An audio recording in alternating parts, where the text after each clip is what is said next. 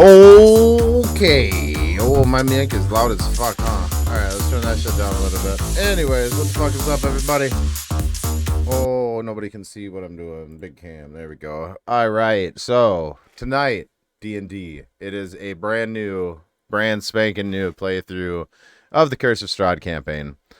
It's not that loud? Is it? How about now? Is it better? Anyways, hey, what's up, Fuddles? What's up, buddy? How you doing? So, Curse of Strahd, right? Brand new campaign.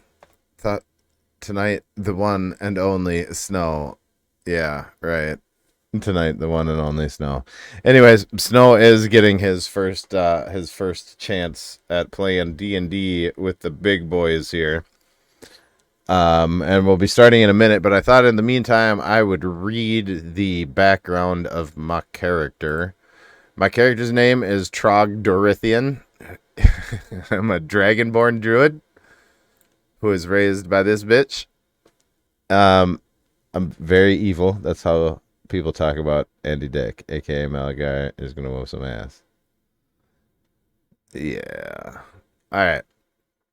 So, this is written by my DM as my backstory. Here we go.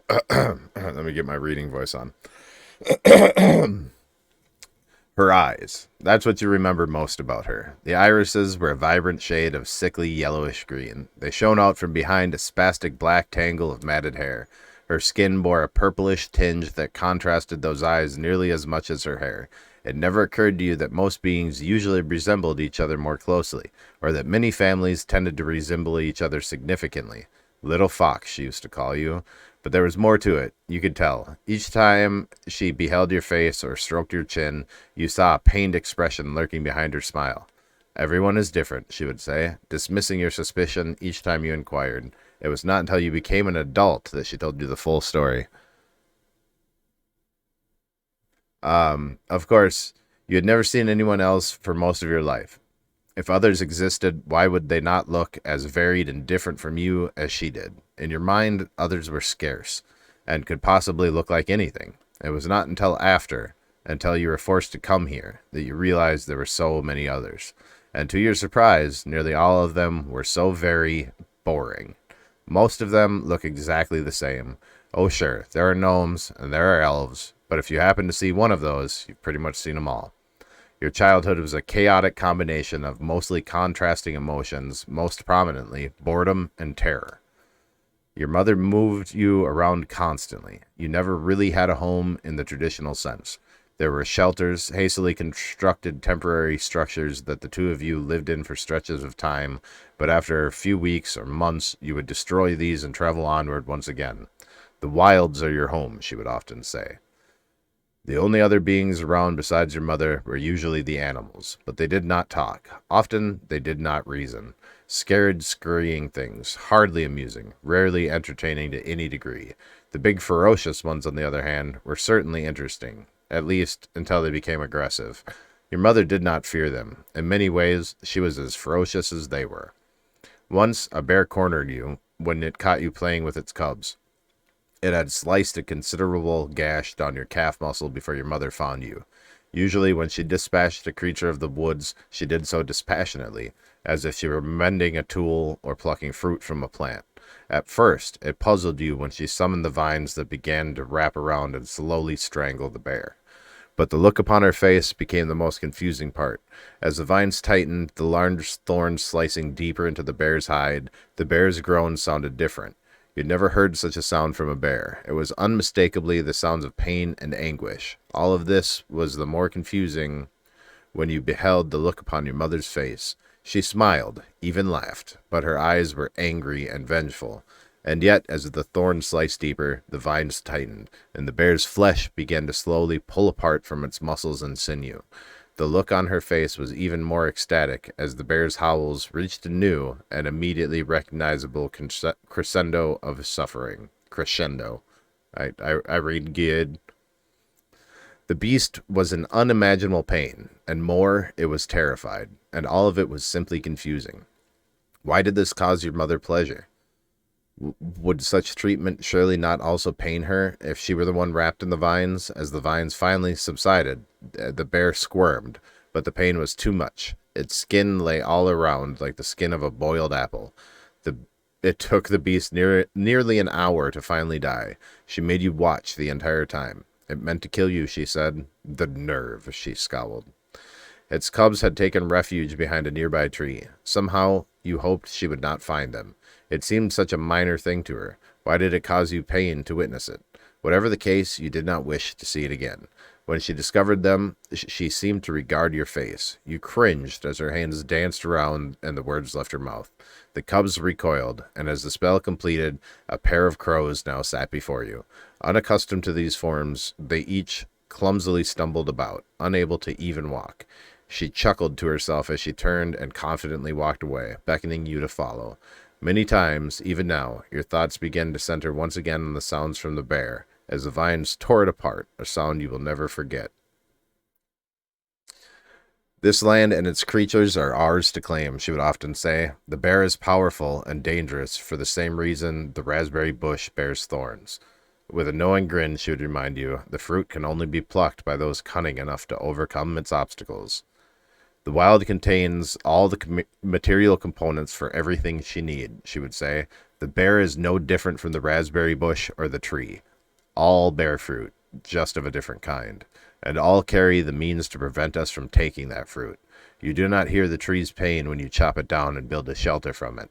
The beasts just carry an added defense mechanism meant to play upon one's conscience. You must overcome this just as you overcome the bear's claws, the tree's strength, or the raspberry bush's thorn. You never stayed in one place for very long. Your mother always told you that to do so would attract attention from those that would seek to harm you. You always seemed to know when to move would be coming. Invariably, as you remained somewhere for too long, the dirt would eventually grow dark and blackish. Vines bearing sharp thorns would eventually begin to grow around the bushes and trees, and the birds would become scarce. The land would begin to look scarred and sickly around you. That's how we know we've remained too long, your mother would say. Many nights she would disappear, slipping off into the darkness when you appeared to be asleep. In the morning she would return. Sometimes she would bring meat or fruit or vegetables. On some occasions she would have something else, usually things she did not want you to see. These she would conceal in an old leather sack. Sometimes you would sneak into this sack and try to peek at what she kept inside. Strange things. Things that seemed to have no use, complicated in design, probably tools. They were things you knew she had not fashioned, things that were probably made by other people, and you would sometimes ask her if there were others nearby, to which she would always say no, but sometimes you would hear distant voices further off in the trees. You remember these moments. This was the only time you ever saw her seem afraid. These were the moments you knew you should be afraid. Often when this happened, she would have her wave her hands and say the words, turning you into a fox and telling you to find a rabbit hole and hide. You know not what she did when you were hiding. It was after one such occasion that she returned bearing a drink bound within a skin. She drank of it, and the more she drank of it, the more intense her behavior became. This was the only night she had ever spoken of your father. Her face was terrifying as she recounted the details. A man she barely knew, an acquaintance of her mother, forcing himself upon her, cornering her as she slept. It was a deal, one her mother had made with the man, one that she was meant to bring about the means to cast great magic, she explained. Her eyes fixated upon the fire, her anger becoming more apparent, and suddenly it all washed off her face, as she casually looked over at you and said, "So I left, and I've never seen either of them again, and nor will you." When she finished the tale, she took on a threatening look as she bore in closer to you. "And you will never ask me about either of them ever again. Understand?" Sheepishly, you nodded and kept your word. Such things should never be tested, and you knew your mother's resolve on this topic was one of those things. But after that, you knew this had to be the reason you looked so different from her. In time, she taught you how to use some of the magic she used. It was difficult at first. The spells seemed so easy to cast when she made the attempt, but for you it took more effort. This was disheartening, but she forced you to continue practice, and soon they became easier to cast. As time went by, your magic made you quite capable. Soon you would be the one doing the hunting and searching, and for a time the boredom disappeared. As you approached adulthood, you began to surmise that perhaps life was more interesting for adults. Soon you would be out all day long, seeing her only at night. Cleaning your recently caught game together and preparing meals over the fire. You would sing songs together. Other times, she might teach you a new spell. Some evenings, you would return, and she appeared to be gone, returning much later than even you. She would see your looks and ignore them. Sometimes she might offer an excuse. There were trolls nearby. It took me most of the day to scare them off. Or even claim, the elk herd is moving north. I wanted to make sure we did not lose them. As you grew into adulthood, though, the ability to determine falsehoods simply from observing her face matured with you as well. In fact, as you grew into adulthood, you now felt you understood her better, and she you. Aspects of her that once scared you as a child now made sense as you began to mature and understood the reality of nature. But it would not last. Looking back, it seems clear to you now. Others were never as far away as they seemed. That is why she kept you moving all those years.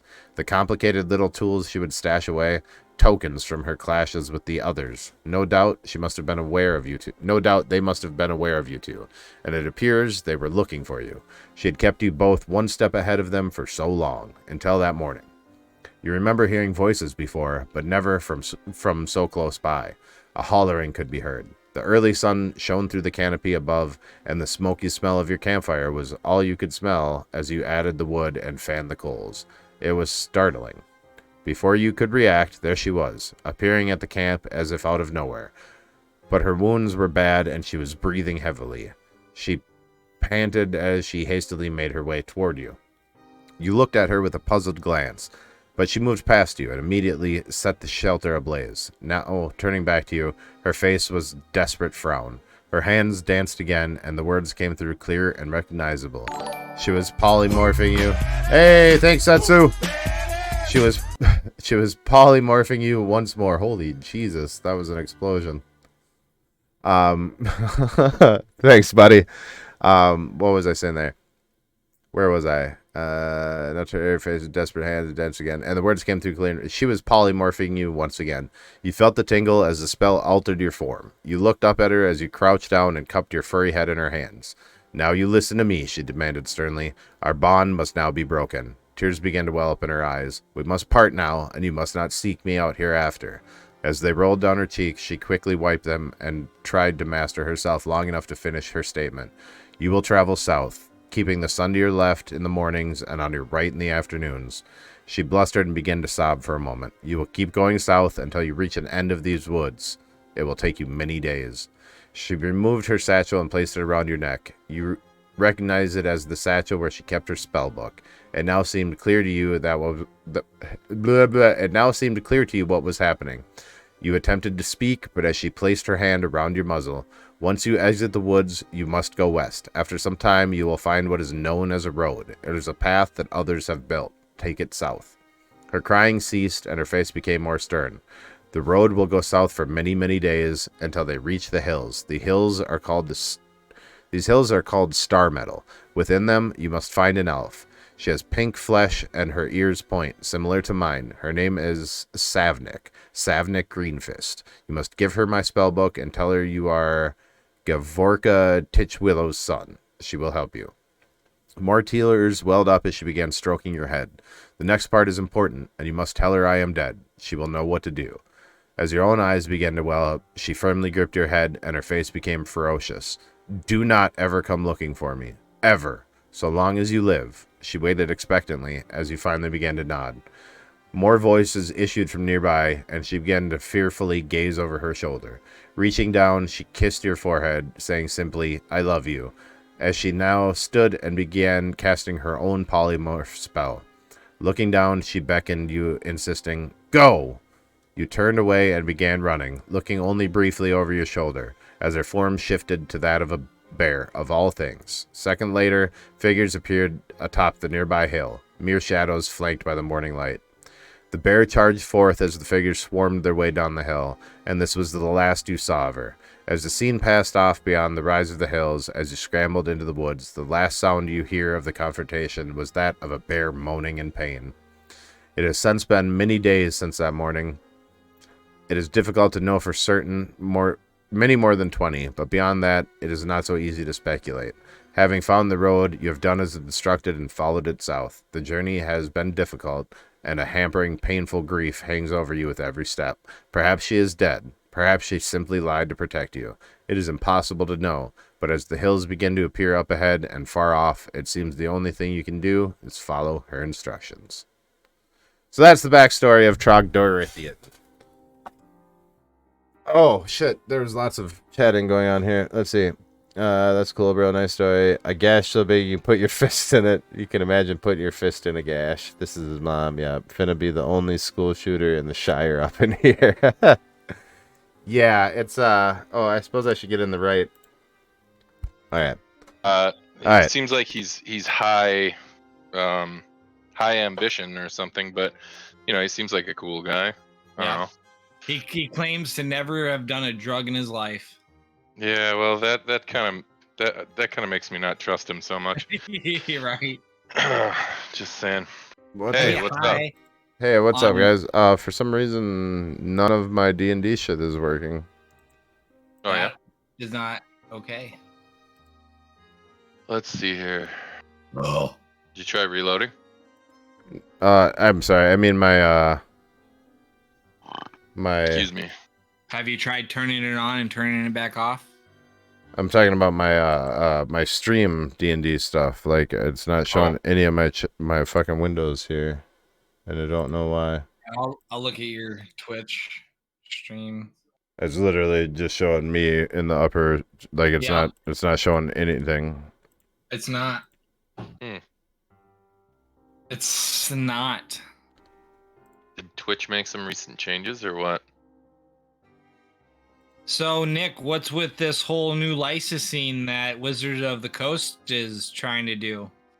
Yeah, I was reading their revisions to the open game licensing, and I mean, I don't know. Some of it makes sense to me, right? Like, Pathfinder basically emerged from under its shadow and became, a rival very quickly. I don't think they intended for that. I think they have every right to be like, hey, we're not really cool with letting that happen again. I think a lot of what's happening is because of what's happening with Wizards of the Coast and Magic the Gathering, because Hasbro owns Wizards of the Coast, and in the last 6 months, they've lost over 40% of their net worth in stocks. And I think they're trying to do collateral damage because, once you start losing that much money, all your investors and everybody on your board starts losing money and you start having fires. Yeah, the problem with it is, when over half your income is going to your board of investors and your fucking CEO, it's really kind of and it's part of the reason why you're losing money. Yeah, God forbid any one of those investors or board members ever take a cut in salary to help the company. They will literally sacrifice the company first to get their money. Yeah, well. Which sucks because Magic the Gathering has been going downhill for the last year and a half. Oh, it's been a lot longer than that, making man. Some bad decisions, man. Like doing limited reprints of rare cards and stuff like that. Yeah, idea. Yeah, the list that you said of cards that you will never ever print again because you want them to hold their value, and then you go and print on a 30th anniversary proxy, not even a card that you can play in a fucking game, a proxy, and you charge $1,000 for 4 packs. But it's a Black Lotus, dude. It's a Black Lotus. It's a Black Lotus. Yeah, it's a Mox Diamond. But you can't. It's not even legal. You can't even play it. All right, I'm done. I'm done with the rant. Cool. Well, even if you have the real cards, you can't play them anymore either because they're banned. Like they're. Well, not only that, if you have the real cards, you're an idiot if you're playing them. Because I mean, they're worth thousands of money, right? Yeah. So, all right. So here's the skinny on tonight. First of all, Jared, did you get all your what have you fixed? Yeah, I'm all set to go. I'm good. Good. I'd hate to deprive your adoring public. The one viewer, me. Oh, is that it? I'm just kidding. It's not kidding. I'm kidding. That was a low blow. Well, nah, you're okay. Yeah, Fuddles. Fuddles is adorable. You fucking recognize. All right. So here's the thing. We've got a lot we need to get done today. Correct. Tonight. All right. We'll focus. you guys each have sort of your own separate beginning, and then if we can get far enough tonight, you're going to intersect, and that's kind of how the conclusion is going to play out. So, the first question I guess I really have here is, one, who wants to go first?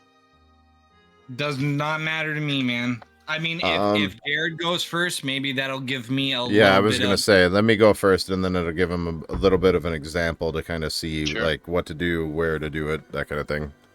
Yeah, that sounds good. Perfect. All right. So, Jared, when Trogdorrathian. We will come up with a nickname for him. Yeah, it'll be Trogdor Yeah, because I mean, it'll be first of all, Trogdor. could you have gotten a few more syllables in there or what?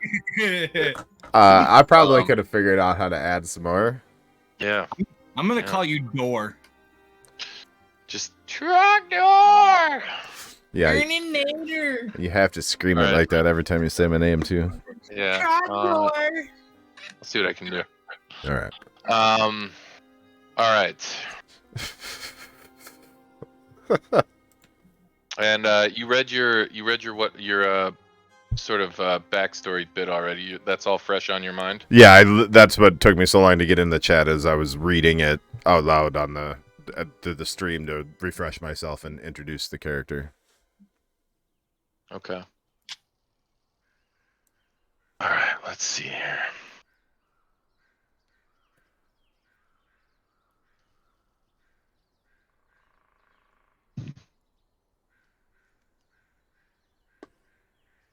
All right.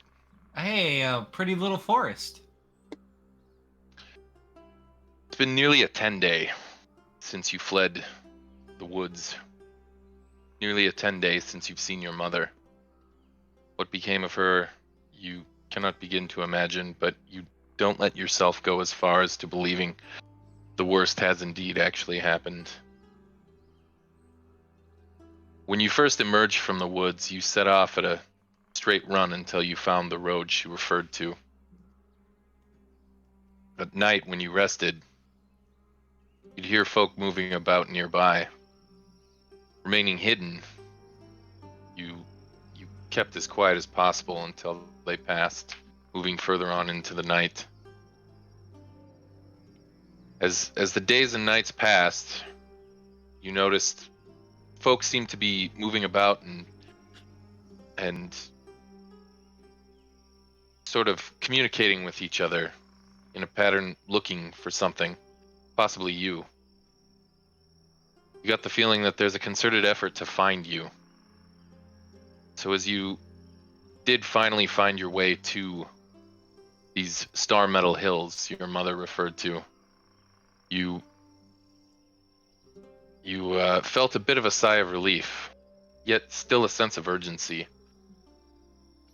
When you finally approached the foothills, the forest in front of you, a calm and tranquil place, very different from the setting you were used to seeing in your mother's presence. The land always took on a bit of a darkened or sickly pallor every so often after you stayed in one place for a long while. You never could tell for certain, but you always sort of felt like it was possibly her doing, or perhaps the two of you were the cause of it. As such, seeing this unspoiled and serene place sort of made your heart feel a little bit lighter, but at the same time also made you realize that circumstances of your childhood are gone forever and not likely to return. As you make your way into the foothills, these woods are rather large. There's a lot of ground to cover. You know that you need to find this Savnik Greenfist, whoever they are, but you're not entirely certain how to do that now that you're here. What do you wish to do? All right, so I'm out of the woods into the hills. I'm being pursued, and I'm trying to find You just said her name and it's on the tip of my tongue. Hold on. Was it? It was all the way at the bottom. Oh, I can't remember things. You just let me know when you give up.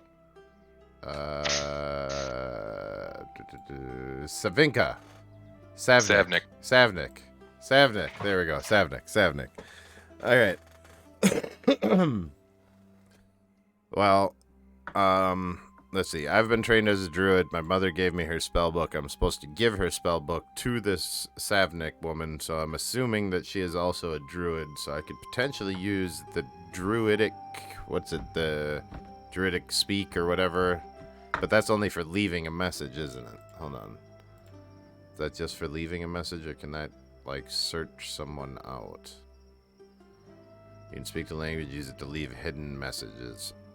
You and others who know this language automatically spot the message. Others spot the message presence with a successful perception.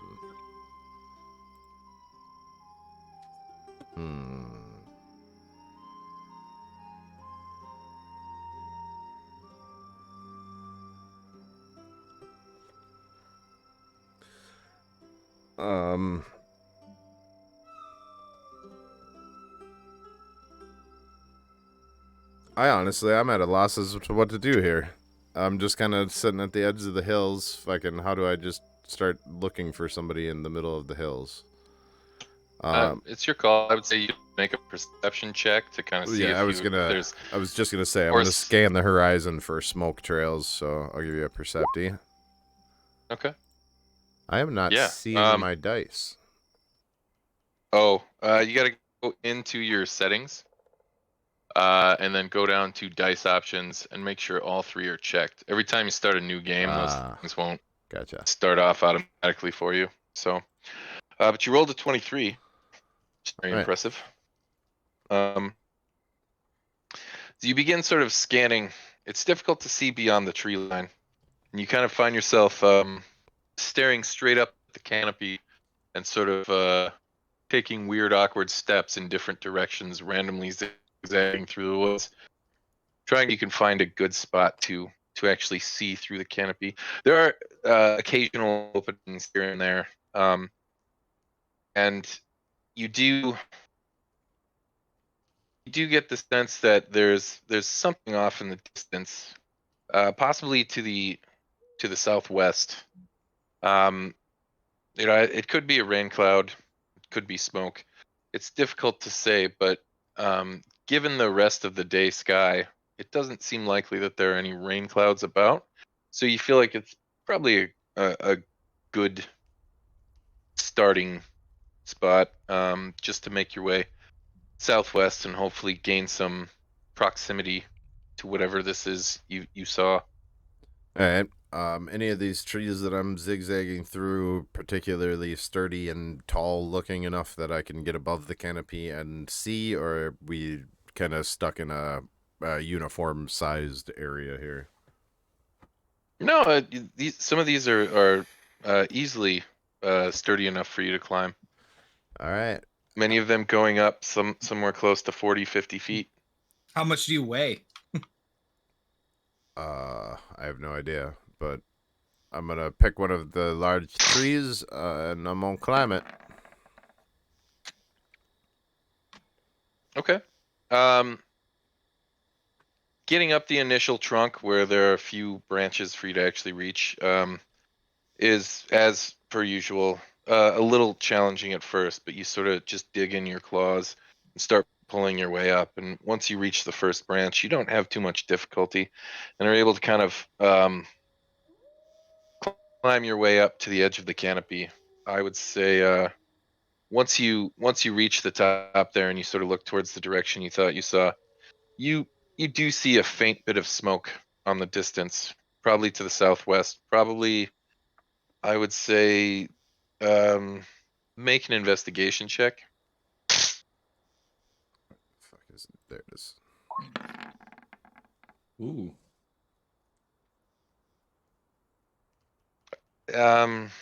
That's very iffy investigation check. That's got to be borderline. It's difficult to determine the distance, and It is very faint as you see it. It's definitely beyond a mile, but how far beyond a mile is difficult to tell. The uh, the shifting topography of the hills themselves and the canopy as it shifts up and down with that topography sort of plays tricks on the eyes as you try to observe the distance. And at best, you can determine it's likely more than a mile, be it 2 or 3 miles or maybe 4. Difficult to say.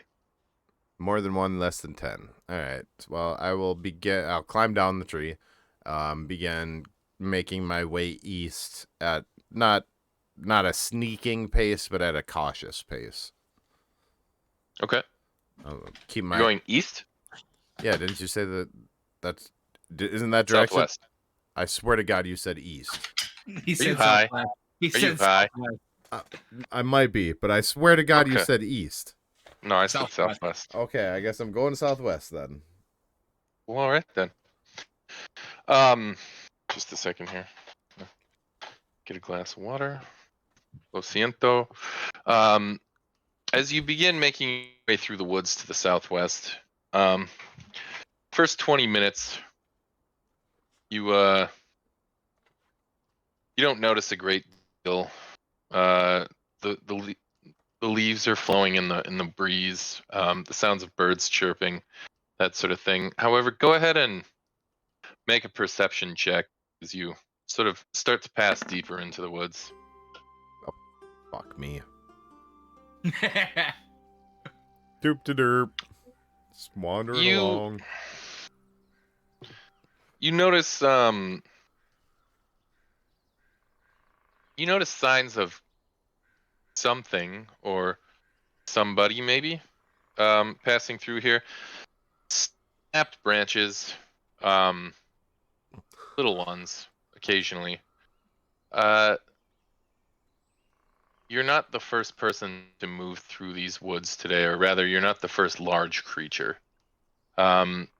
Seems likely that based on the snap twigs that you see, it's got to be something that puts a lot of its weight into a footstep or something that walks on 4 legs and is rather large. It's difficult to say. However, as you continue forth, um, you you start to kind of make your way down one of the hills into sort of a lower valley type area, and you just keep moving along at a clip. And over the next 20 minutes, you once again find yourself rising up another hillside and moving beyond it. As you sort of crest that hillside and look at the woods down in the area below, you see an opening up ahead that sort of leads into a sparse little area.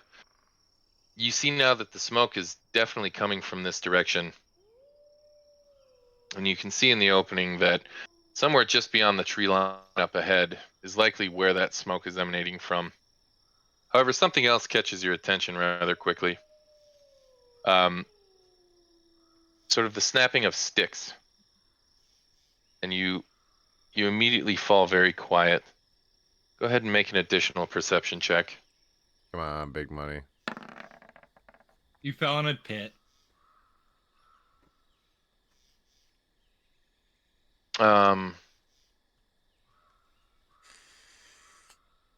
One second.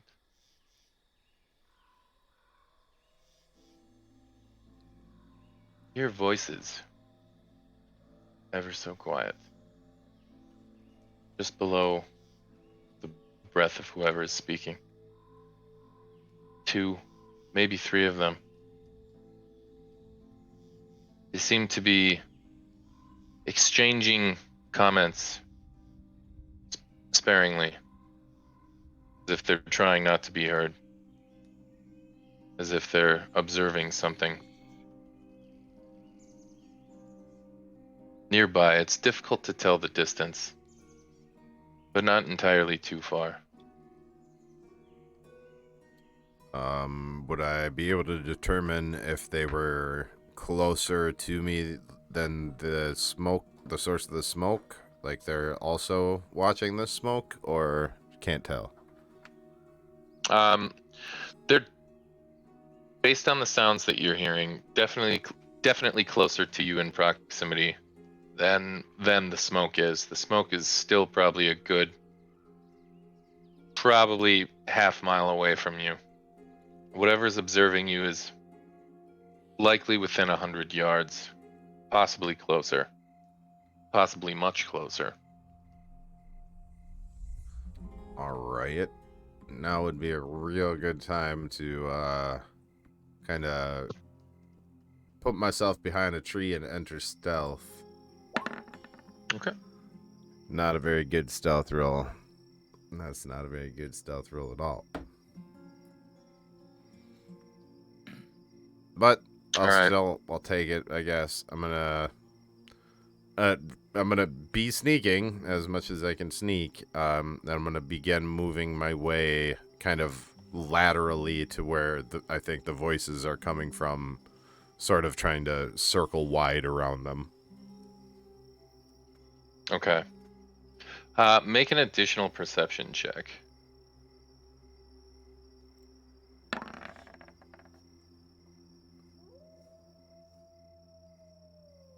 I should have stuck with the red dice. God damn.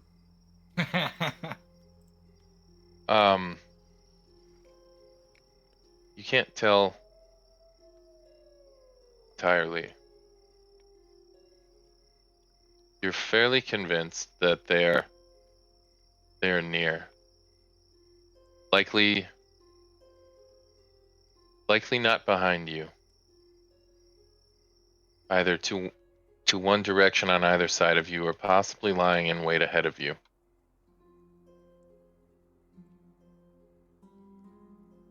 As you begin to sneak, you hear the chatter go quiet.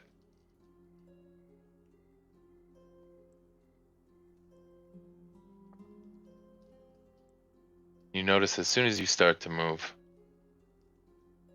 woods themselves have gone entirely quiet. Woo. Alright, well, I'm gonna ready my sling. And as soon as I see somebody peek their face up, I'm gonna hit them with it. And I'm gonna keep moving. All right. Actually, wait. I have a better idea. Hold on, I'm trying to. All I got is black screen here. Hang on 1 second. Yep, because I didn't give you vision. There you go. There we go. All right. Here's what I'm gonna do. Okay. Woods go quiet. I'm gonna drop all pretense of stealth. I'm gonna draw my sickle, but I'm gonna keep it kind of down low by my side. I'm gonna walk 5, 10. I'm gonna take a few steps forward, walk about 15 forward, and I'm just going to stand there, kind of cross my arms and tap my foot, kind of waiting impatiently. Okay. Go ahead and make a perception check. Oh, that was all fucking god damn it.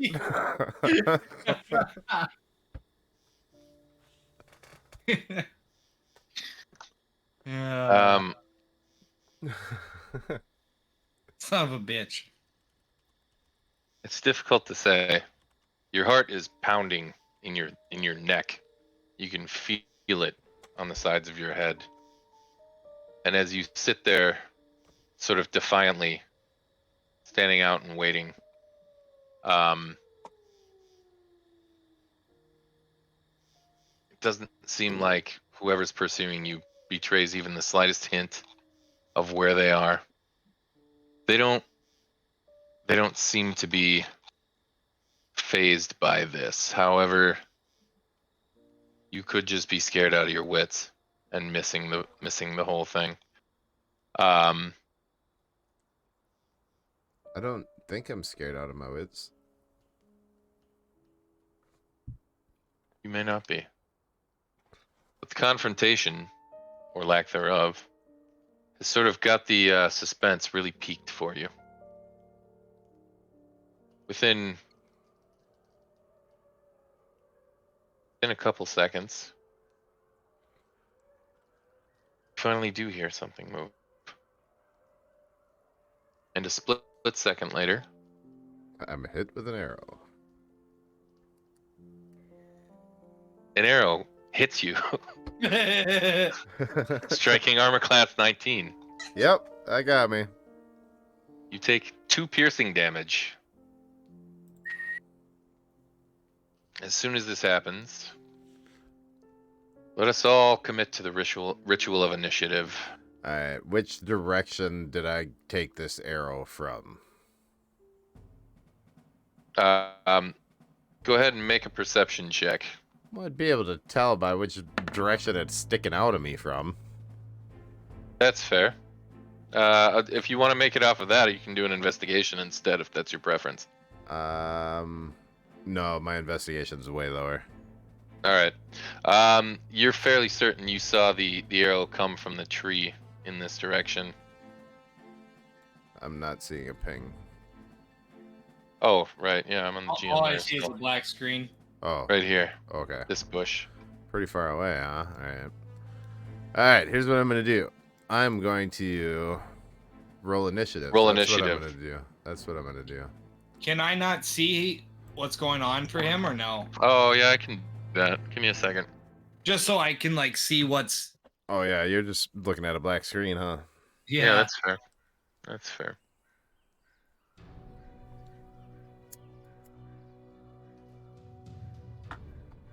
Okay. How's that? Let me refresh. Hold on.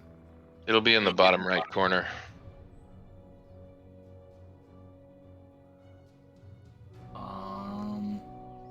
What will be in the? Oh, no, that's not it. Oh, I see it. I see it. I see it. I got it. I'm new. I'm new. All good. Don't worry. You got Trogdor over there laughing at me and shit. My No, confidence is going. I'm not laughing at you. Oh, shit, my D20 just fucking skitzed out. Hold on, I gotta refresh here. Some dude is. There we go. Just a quick question. What are the parameters for table talk? Like, when and what am I not allowed to say? Because I know my character holds information that other people don't. So we usually refer to things between the difference of character knowledge and player knowledge. Player knowledge are things that are obvious to everyone playing the game, but may not be obvious to the characters themselves, right? Yep. So, the fact that if you're on the grid map with him and you can see things that he can't see, you might be able to notice these things easily enough, but he may not, right? Right. You can't just say, "Hey, dude, this is what's going on here," unless you're actually making sure your character is calling it out, right? Additionally, your character could be smarter than you as a player, or it could be dumber than you as a player. So if a puzzle seems really obvious to you, it doesn't particularly mean it's that obvious to your character, right? Yep. And the logic cuts this way on the following grounds. If for some reason you see a puzzle and you, the player, can't figure it out, you can still say, I want to try and see if my character can figure it out, and I'll tell you, make an intelligence check for your character, and then I can throw hints at you based on what your character is able to observe. So basically, if people are going to posit the argument that, well, it's so obvious to me that it's there, why wouldn't it be obvious to your character? Well, if it's not obvious to you and it does turn out to be obvious to your character, that logic has to cut both ways, right? Yeah, vice versa. So yeah. So we just typically refer to it between character knowledge and player knowledge. Okay, and then I just want to add one more question onto that. Say like you know information about another party of my, or another member of my party doesn't know. Like if I know there's a trap, but like I know they can't hear me say that there's a trap, and like Mhm. I can't just be like, hey dude, there's a trap, don't walk in there, right? I mean, most players that we play with play on the honor system, right? So if they know there's a trap, but they know that their character wouldn't know there's a trap, they'd be like, "Well, I'm gonna do this because obviously I don't know that, right?" Yeah. Um, you'd be amazed how honest people are, but it's hard not to be when everyone else can see what people can see and what people can't see. So, I Okay. mean, if I have to kind of put my foot down and be like, "Hey, man, like your character wouldn't really see that, and you don't have Yeah. any reason to just decide you're gonna walk around this trap and walk 20 feet in a random direction other than where you were heading, um, that may be the case occasionally, but for the most part, I don't like to deal in that. So, Yeah, I just want to know where the lines were, on what I can and cannot say, because I didn't want to, I just wanted to know where the lines were. um, yeah, no worries, man. Alrighty, cool. We can proceed. All right. Um, a pair of figures emerge from the woods, and they now stand before you, Trogdor. Both have short bows drawn and pointed at you, and the one closest to you says, "Drop your weapons. You're coming with us."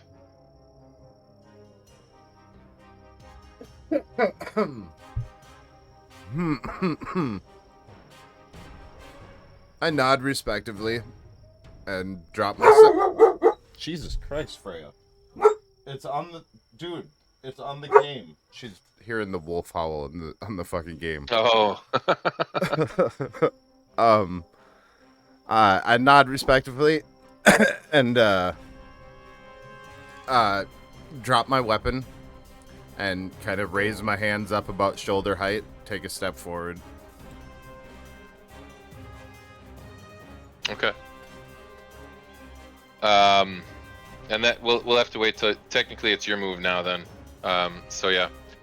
Is that all you're gonna do for your move? Well, yeah, I guess I did jump the gun a little bit there, but yeah, that's essentially all I'm gonna do. I'm going to quote unquote surrender. Okay. All right. I'm sorry. 1 second. I've got a 4-year-old driving me up the wall. Give me 30 seconds. No No, you're worries. good, man. You're good. No worries, bud. We all got kids, No, you don't. That was the joke, dude. No, you don't. What? How do you know? Give me a perception check on that.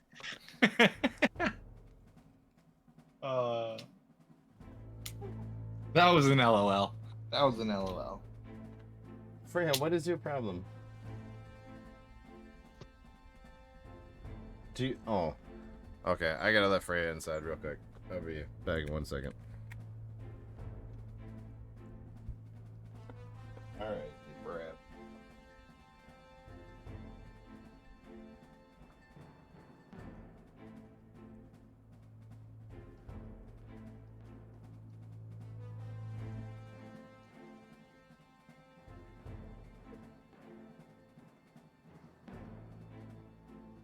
Alright, Freya Cam is temporarily disabled. Oh, that's a big hit. I know it is, but she had to go inside and say hello. People are here. Okay. Sorry about that. No worries. All right. So as you step forward, anything else you want to do? No, just kind of, I'm going to raise my hands kind of shoulder height and show that I'm unarmed. Okay. At this, the move's now going to cycle to them. And the one up front sort of starts to sneer a little bit, and he says, "Wise move." He starts to make his way up towards you. He pulls out a bit of rope and sort of Oh, fuck takes me. your... God damn it. What's up? I forgot to ready my action. Never mind. It's way too late. Okay. He takes your one hand You can resist him if you want. Yeah, I was sort of hoping the other one was gonna move a little closer, but yeah, and I fully intend to resist as soon as he's in range. That's why I was Okay. planning on readying an action and then just didn't, because I'm having Well, brain what was you broken ready? today. It's too early on for me to not at least be a little bit more merciful than that. What do you want your ready to action to be? I was gonna ready my primal savagery, and as soon as he's within a range, I was going to cast primal savagery and claw his fucking eyes out. All right. So what is it to cast primal savagery? A bonus action or a regular action? It's an action. Okay, because you're only going to be able to ready the one action. So basically, what's going to happen is when No, he moves in primal range, you're going to cast primal savagery triggers a melee attack, so it's a spell that is a melee attack. Okay. All right. Yeah. Then make your attack, man. Primal savagery cast at what level? Cantrip. Oh no, there's a spell save. Let's see here. Yeah, on a hit. It's a melee spell attack. So just make a. Is it just a die it's 20? A spell attack. So, it's a spell attack. So it would be probably Would it just be my spell save DC or? No, because you're making an attack. It'll be wisdom is your casting ability, right? Oh, my spell attack bonus is 5, so it's 20-sided plus 5. Is that what we're going with? Okay. Yeah. Alright, so I'll just roll a 20. Ugh. Oh, Fuck. not hot Man. tonight. Fuck. Fuck. Do they have Alright, an AC I'm- of 10? Please, They don't. please have an AC unfortunately. of 10? It's close, but it's not 10.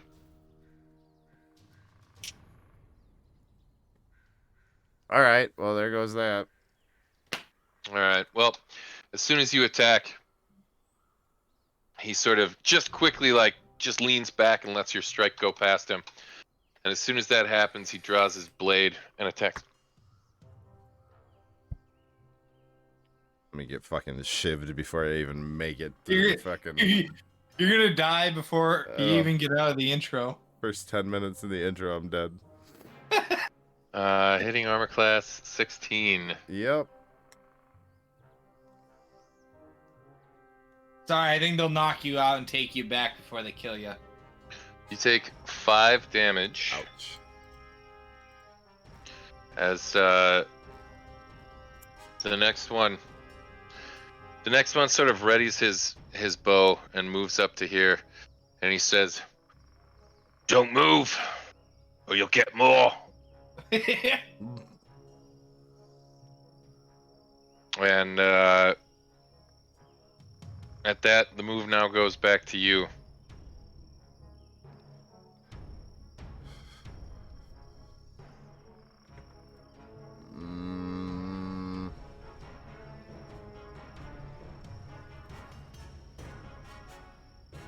Did I lose you? No, I'm still here. I'm sorry. I'm pondering real quick. Oh yeah, that's cool. Far out, man.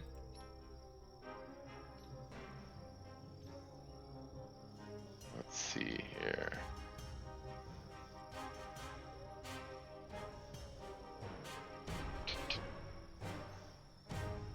There we go.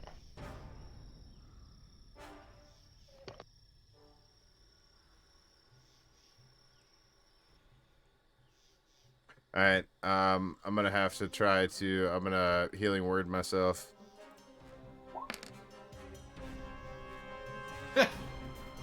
Are you fucking kidding me right now?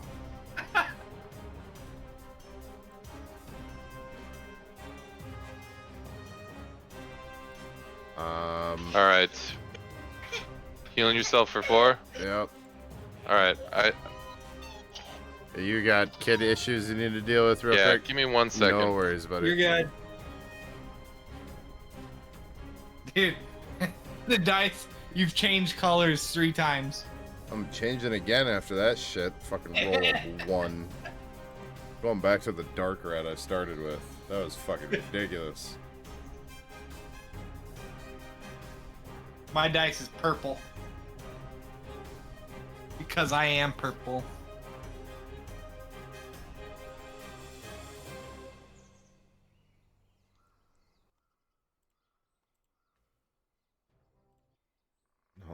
man. I can't believe I'm gonna get my ass whooped by these two little fucking clowns because these shitty I'm sure dice they're rolls. just gonna capture you or something. Doesn't matter. I should be able to fucking wipe the floor with these assholes real easy. Not with those rolls. Not with these rolls. I was really hoping they would both move up closer together so I could hit them with my cold breath attack, Yeah, the guy's staying back with the bow. which is smart. My initial plan was to dive behind these trees here and kind of take up like a fucking defensive position, but then I was like, no, fuck it. That's not what this guy would do. This guy would be like, come out and fight me, bitches.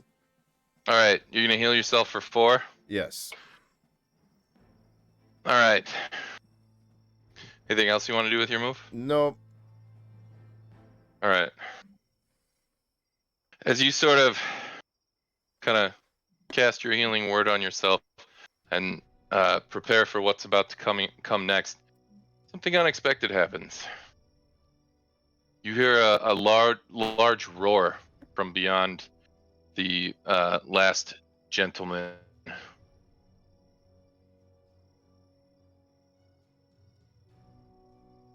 As a large brown bear emerges from the woods. That's a big boy. Stavnik is here. Savnik. What the fuck was... Whatever her name was. It claws at the gentleman holding his bow on you, but misses. Damn. Then bites at him. Bite lands.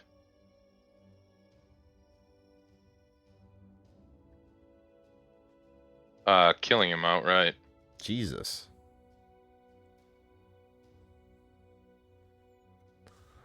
Bear then moves up to here.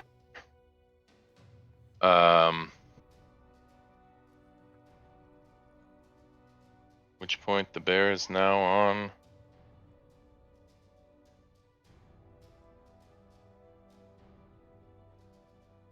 Bear is now on the board. This guy turns around and immediately shoots an arrow at the bear. Completely freaked out. Missing. At which point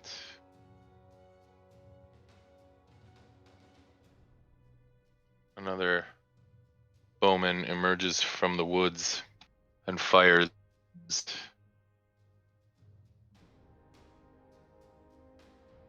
At me or the bear? At the bear. The bear.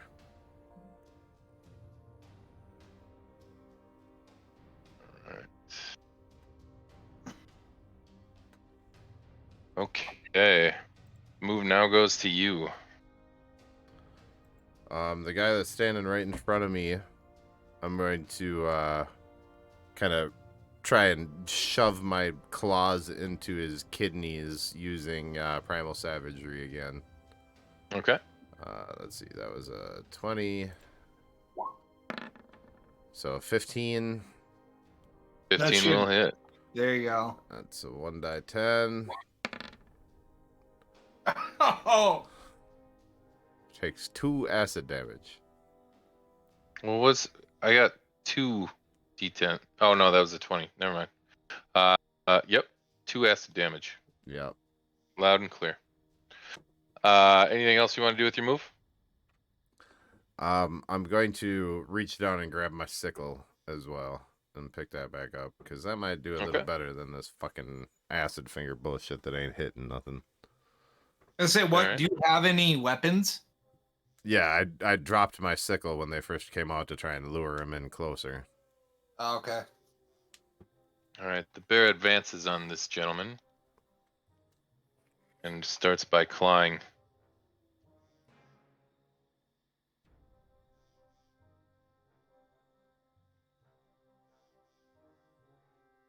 This guy is dead.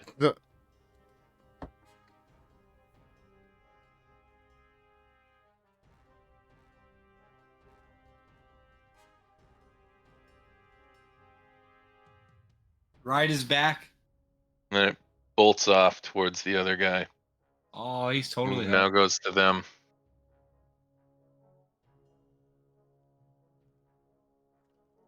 Fires at the bear. This arrow striking it as well. Damn, I can't get in with range. All right. The move is now yours. What is the range on my sling? 30. How far How away big is he? is each square? 5. Each square is 5 5. feet. All right, What? I'm 5 gonna square feet. Okay. dash counts as a bonus action, right?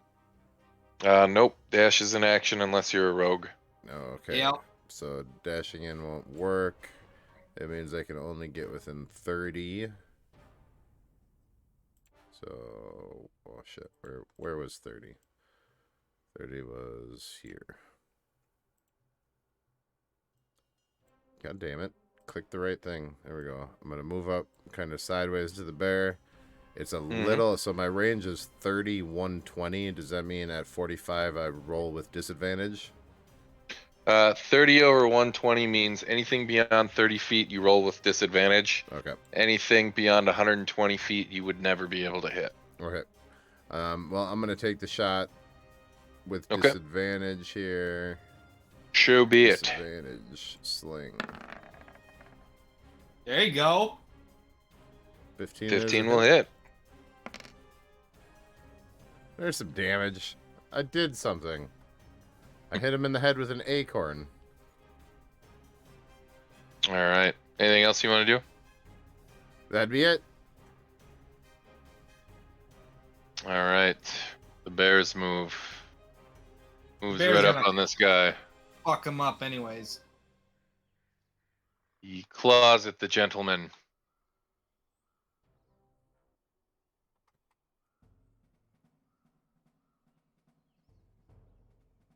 The gentleman is dead.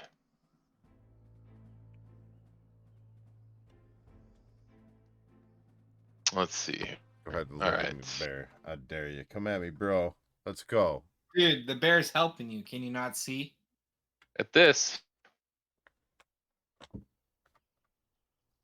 once all the threats have been dealt with, the bear just sort of looks about the place,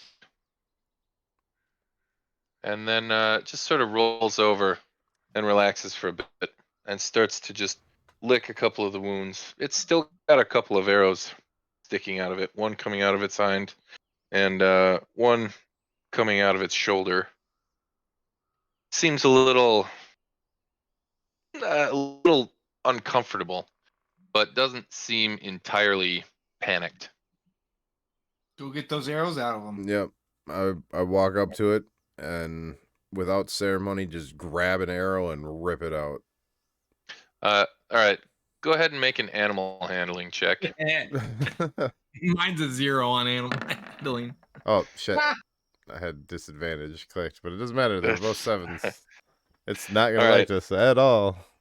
As soon as you approach and you walk up, you reach out, and it's very calm. But as soon as you clutch the arrow, it growls and snaps at you, and instinctively you sort of recoil your hand. And then I growl and snap right back. And the bear just sort of kind of gets up off its butt and just turns around and casually starts slowly walking towards the smoke in the distance. I shrug and follow it. Okay.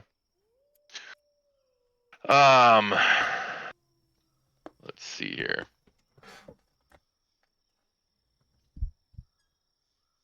After about 10 minutes or so, you finally emerge on an opening in the woods, and you see A nice B&B.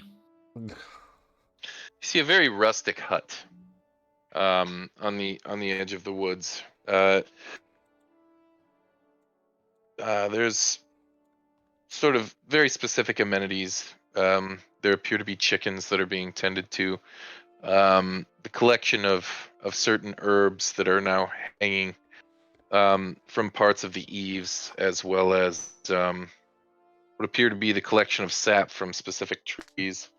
Um, the owner of this hut appears to be entirely self-sufficient, um, and just entirely living out here on their own.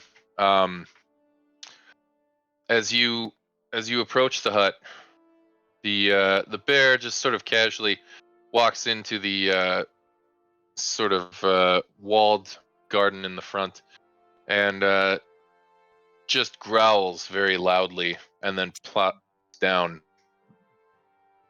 Moments later, the front door opens, and a figure emerges. Uh, they begin to sort of baby talk towards the bear, and then notice the arrows sticking out of it. And she immediately seems distressed, but then as she approaches, she starts speaking to it, and that's when she notices you, and she looks up at you, and she sort of gets a wary look on her face, and she says, "Can I help you?" Savnik Greenfist. She seems to appear even more guarded. She says, "Yes." I take the book out of my mother's spell book out of my bag and I hand it to her. My And she mother sort of told me to bring this to you. she reaches out and she looks at the book, and before even opening it, she looks up at you and says, "And who is your mother?" Hold on. I gotta refresh my mother's name. It was something that I had trouble pronouncing. It's called pen and paper, bro. It's No, all. It's I all put all those here notes already. in there. Yeah, it's all here. Gavorka Titchwillow. Gavorka Titchwillow. Gefilte fish. Yeah, Um, exactly. and as you say this, she sort of looks down at the book, looks back at you, sort of in disbelief. She said, Gavorka Titchwillow sent you?" Gavorka Titchwillow is my mother, and she was taken by humans. She was killed by humans? Were they even humans? I guess I don't know. She was attacked. I was forced to flee in the night. She sent me to you. She sort of stops, and you can see a general look of bewilderment crosses her face as she sort of seems to be processing everything at the same time. And she says, "Gavorka Titchwillow had a child. Gavorka Titchwillow sent her child to me? Wait, Gavorka Titchwillow is dead?" I kind of cross my arms and just assume a kind of bored, arrogant posture. And continue to just stare at her. And she says, a look of knowing sort of crosses her face, and she says, "You are the fox." She says, "Of course." I let just a little bit of fucking surprise show on my face, but I try real hard to maintain my what's the fucking word I'm looking for? My airs. My fucking nonchalant airs. Your panache. Um, You want a as performance or something on that one? Or I suppose I'd say, it doesn't really matter. you can make a deception look if you want, or deception check or performance, depending on what you're going for here. It doesn't really matter. She'll see through it anyway. Told you it don't matter. Fuck Uh, you tonight. She seems to just ignore the little show you're trying to put on altogether. She sits down on a nearby log as she just stops and thinks. And then she notices the book in her hand. She starts to go through it a little bit, and then as she pages through it a couple times, she looks up at you and she says, "Did she tell you who I am?" She told me to bring you the book. I'm here. There's the book. What do you know about your mother? just kind of shrug. We moved a lot. Interesting. And I presume you are the reason Brump is wounded? Some men in the woods started shooting arrows. Big bear showed up, killed everybody. Led me here. She just, you can see she starts to dote on the bear a little bit, and she goes, "Yes, you did, my big brave boy. Oh, Brump." And you can see her kind of, rubbing the bear a little bit, and it rolls over on its back until it realizes it just rolled over on an arrow, and then it just kind Oh. of yelps in pain. I kind of gesture to the bear and say, "May I?" And she says, "Oh, no, he won't let anyone do that but me. However, I could use your help. I'll need to prepare a salve, and I assume your mother helped you with learn at least a few things." I kind of just stare at her and, And she says, "I require a couple of plants from the nearby woods. You should be able to find them in these woods. Would you be willing to go out and search for these for me while I Quest get time. ready to tend to these?" I look down at the bear. I look back at her. I grunt, and I turn around and walk off into the woods. All right. Go ahead and let's see here. I have medicine and survival, so I should be able to find these plants relatively easily. Yeah, I would say you can use either for this. If you're going to use medicine, I would call it either intelligence or wisdom, your choice. Or no, medicine would just go off your intelligence. Yep, I'm sorry. No, medicine. I was thinking a healer's kit is for some reason. medicine. Yeah. Both medicine and survival are wisdom. Oh, perfect. Well, then take your pick, whichever one you like. Okay, I will just do medicine then. Doesn't matter. They're both the same. Did it roll? Why didn't it roll? Ugh. All right. You're not having a good day, bud. I know, these dice are fucking hating me tonight. That's all right. Better here than where you're headed. Get them out of the way. It takes you some time, probably about an hour. A little embarrassing how long it took you, especially because after nearly 40 minutes of searching and finally finding it, the plants you're looking for, on your way back, you notice at least 6 different instances that you had to have passed on the way out here, that you did not previously see. However, you pick up each of these to make it look like the time took so long because you were gathering so many.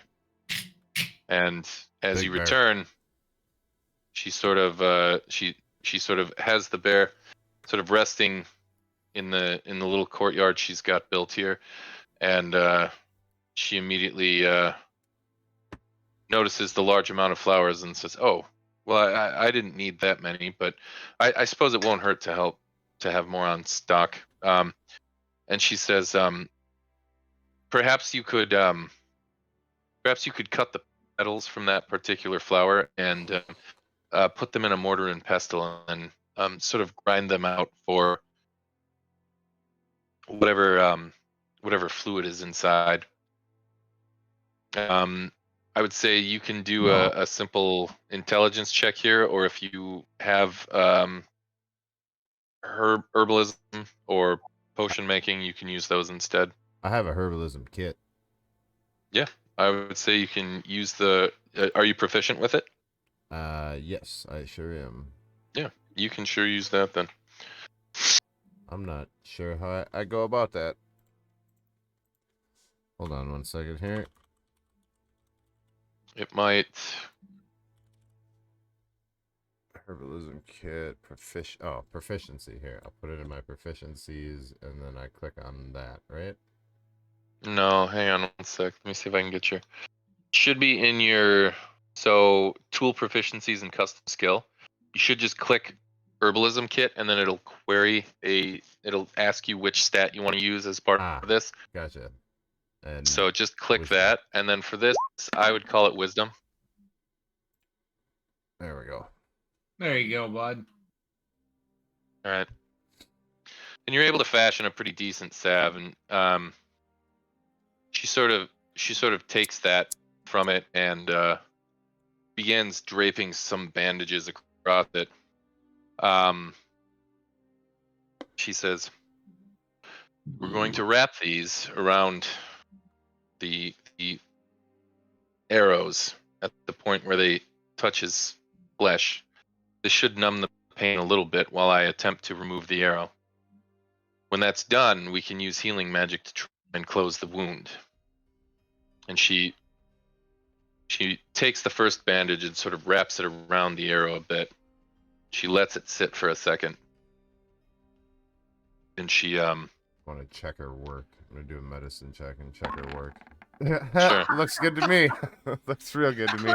Good to me. You look at it and you're like, I wouldn't have done it that way. No, not at all. No, this lady, she doesn't know what she's talking about. And she once she is comfortable with the fact that it's sat there long enough and that the numbing effect should be taking place, she pulls a small little treat from her pouch and holds her hand as far away from her other hand as she can to direct the bear's attention away. And as she does, she yanks the arrow while the bear is sort of mid enjoying the treat, and it howls in pain. And she immediately wipes away the blood and the bandage and casts a quick healing spell, closing the wound. At which point you can see an air of calm sort of befalls the beast. At this point, she looks up at you and she says, "This will actually be much easier if you were the one to remove the arrow from his backside." And she hands you the other bandage and bids you to wrap it around the arrow and sort of prepare the wound for the extraction. I would say Medicine? after a couple of minutes, she sort of nods and says, "It should be ready at this point." She pulls another treat from her pouch. "Go ahead and make a medicine check to pull the arrow from the beast." Oh, that was almost a 2. he didn't even notice. It is quite a masterful pull. In fact, as you yank it almost immediately, the bear just sort of doesn't even stop chewing on its treat. It just sort of looks up, almost as if something bumped into it. And then she says, "I can use healing magic if you don't have any." And Okay. she makes her way up. She's a druid, ain't she? Yeah, she is. I sneer at her and cast Cure Wounds on it. We're gonna go big. Okay.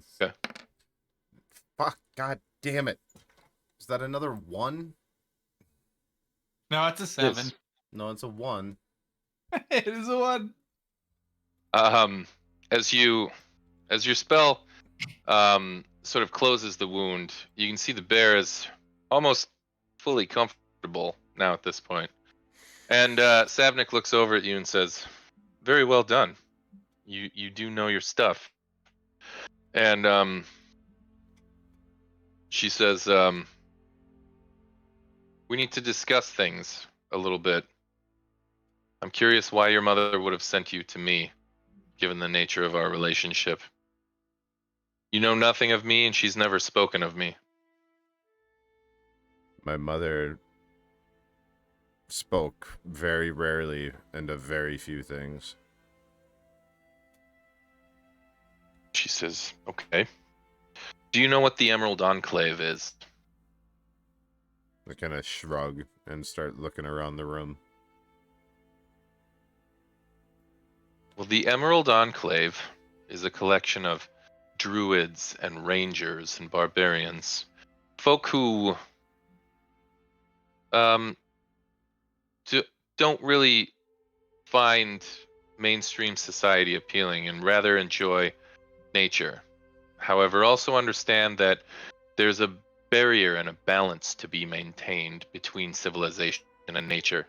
And the Emerald Enclave is a loosely knit organization of like-minded people who maintain that. I represent these people. And in the eyes of the Emerald Enclave, your mother, or rather people she was affiliated with were considered to be very big threats that needed to be watched and, on some occasions, even checked. And by extension, that also meant your mother. I was assigned by the Emerald Enclave to keep tabs on her. And I knew she'd been settling in the Lurkwood to the north and sort of moving around within there. I decided to settle here so I could stay close enough to keep an eye on her, but also not to scare her off. I would say our relationship was predominantly adversarial, and the few times we did clash, they were not pleasant.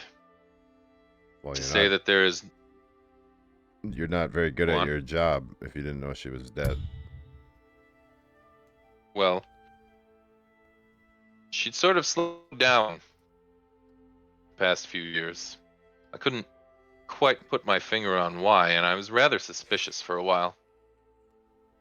But it would explain, it would stand to reason, that part of the reason she slowed down is because she's been keeping an eye on you.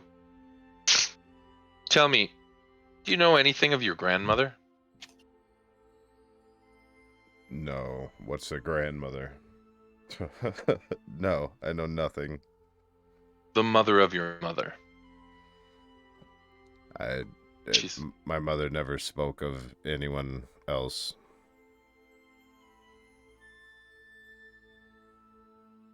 she sort of sighs and she says, "I see. I can help you. It's going to take us some time. Unfortunately, your arrival has only created more questions, and I need to seek out some answers before I know what we must do next. You're welcome to stay here. The hut has room, and it seems as though you've already passed our first security test. Bromp here seems to tolerate you pretty well, so you're more than welcome to stay. Your first task should probably be to construct yourself some sort of hammock or something. Can you handle that?" I kind of look at her, and then I look at the bear, and kind of slowly approach the bear and try to, like, snuggle in next to him and kind of, like, use him as a pillow kind of thing. Oh Jesus! Okay. Make an animal handling check. Come on, dice. Come on, dice. Fuck. I'm gonna give you advantage here because you did such a good job pulling the arrow out. Ooh! So take another roll. Yeah! Fuck yeah, bro. You and the bear snuggling tonight. You curl up into Bromp, and you can see he just kind of like, at first he looks up as you kind of nuzzle into him, and then he just puts his head back down on the ground and continues to rest with you just kind of nuzzled into him.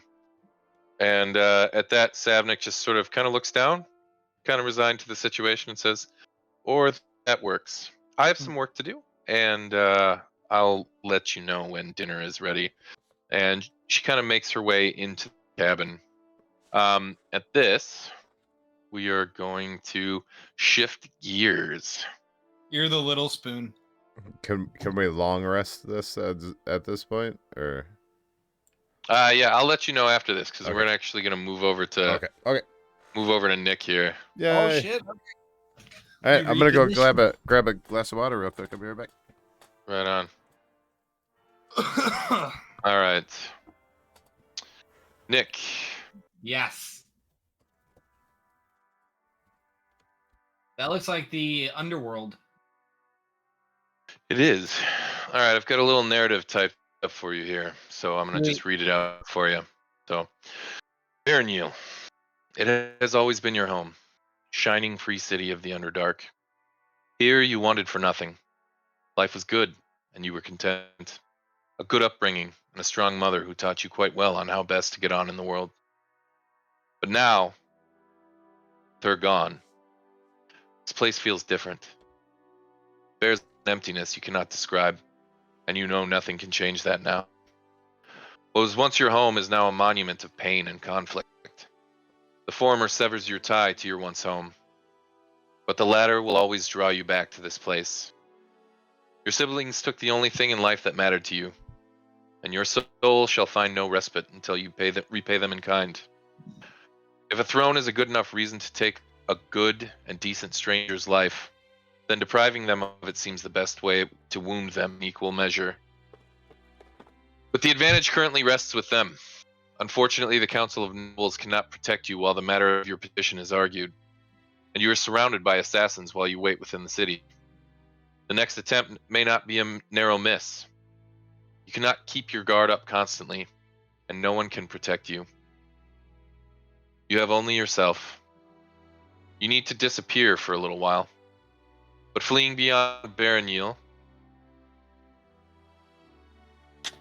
you learn your siblings' gold has a long reach, and you are pursued nearly everywhere you go. Each place, folk are already familiar with your face, and the amount of gold your capture or death might earn them.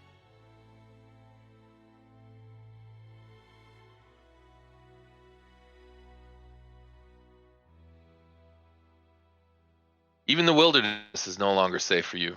It is as though the entire Underdark is looking for you. To live long enough to fulfill your revenge, you have only one option: the surface. The surface. But such passages that lead there are known to few. Perhaps the slave raiders that frequently make their way to the surface, but you cannot easily approach such folk and inquire with them, lest you end up captured yourself. As luck would have it, though, you have learned of a pair of surface dwarves recently separated from their party. While eavesdropping on a group of escaped slaves, you learned the pair left Gracklestew 3 days prior. According to your unwitting informants, the Duergar appear to be tracking the dwarves into a section of caves known to them as the Hunter's Arm. Tracking these dwarves may be difficult, and you are unfamiliar with the Hunter's Arm. But one thing is certain: tracking Duergar should be easy. After nearly 2 days of tracking, you have found a system of caves known as the Hunter's Arm. Signs of Duergar activity are everywhere. You need only find them and slip past them to catch the trail of their quarry. You've made it to this part of the Underdark known as the Hunter's Arm. It's sort of an offshoot, sort of backwoods series of caves, past the Duergar city of Gracklestew. Another place that you have to avoid. Your hope is that if this lead is good, you should be able to catch up to the Duergar. If you can give them the slip, catch up with their quarry and follow them to the passage to the surface. These things are rare. Not many know how to actually reach the surface unless they're meant to. And as such, it's likely this hunting party doesn't even know how to reach the surface. As for the surface dwarves themselves, whether or not they're actually able to get there or they know their way out is yet to be seen. Your best chance is to catch up with them and possibly trail them, or at least eavesdrop long enough to get some sort of understanding as to whether or not they know their way out of the Underdark. You've been moving through the Hunter's Arm for most of the day now. You've actually found a little bit of a narrow offshoot from the Hunter's Arm. You've tracked the heavy boot prints of the Duergar to this point, and you're fairly convinced they've made it into this part of the section of caves. You've been following the cave upward for the last 15 minutes, and it does seem that it does rise drastically in elevation at first. You now hear voices ahead as you make your way into the system of caves properly.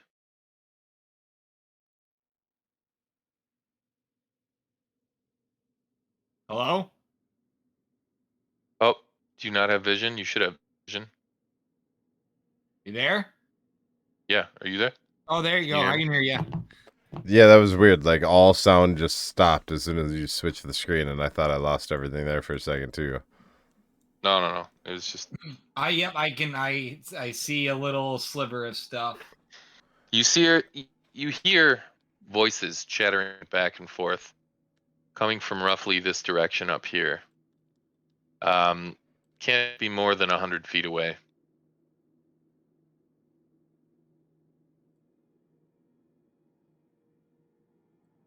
I head towards the noise. Okay. You just gonna walk outright, sort of brazenly, or do you want to try and sneak towards them? Do you want to Oh, try that's to right. avoid Okay. being? Yep. Do a sneak I roll. look. Yep. At first, can I use my elf senses and see if I can like gather any intel in the area? Yeah. I mean, you can. If I can hear, see, or smell anything with my extraordinary senses. Yeah, sure, if you like. Go ahead and post the elf senses up in the chat. How do I do You that? just Here, I'll do it. should just be able to click on it. Elf senses. There you go. There we go. Proficiency in the yeah. Yeah, Okay. it So just means that I you're guess right on. The question I have for you is: are you trying to see if you can hear something? Are you specifically which sense are you trying to employ here as part of Hearing. this? Okay.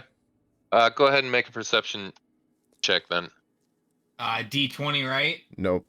You So should just be able to hit the perception skill in your skill box, and it'll roll for it automatically. There we go. very nice.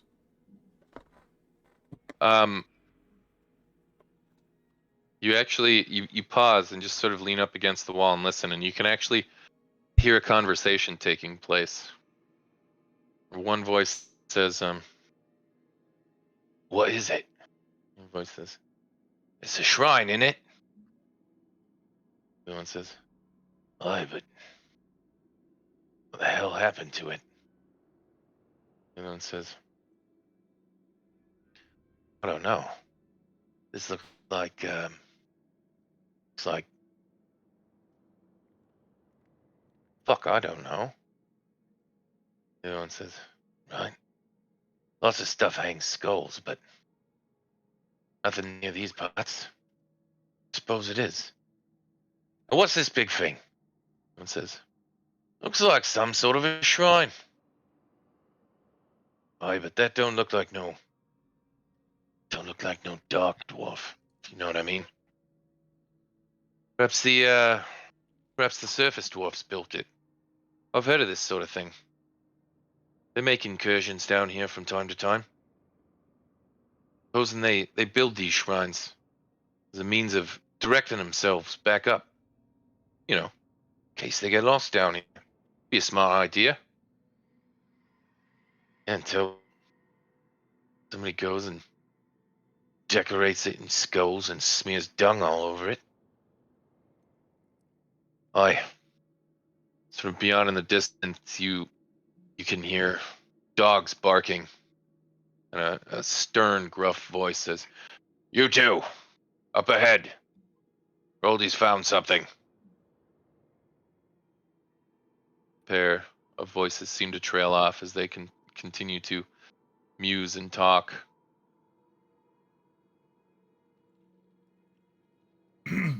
All right. I probably want to sneak over to the statue and take a look at it for myself.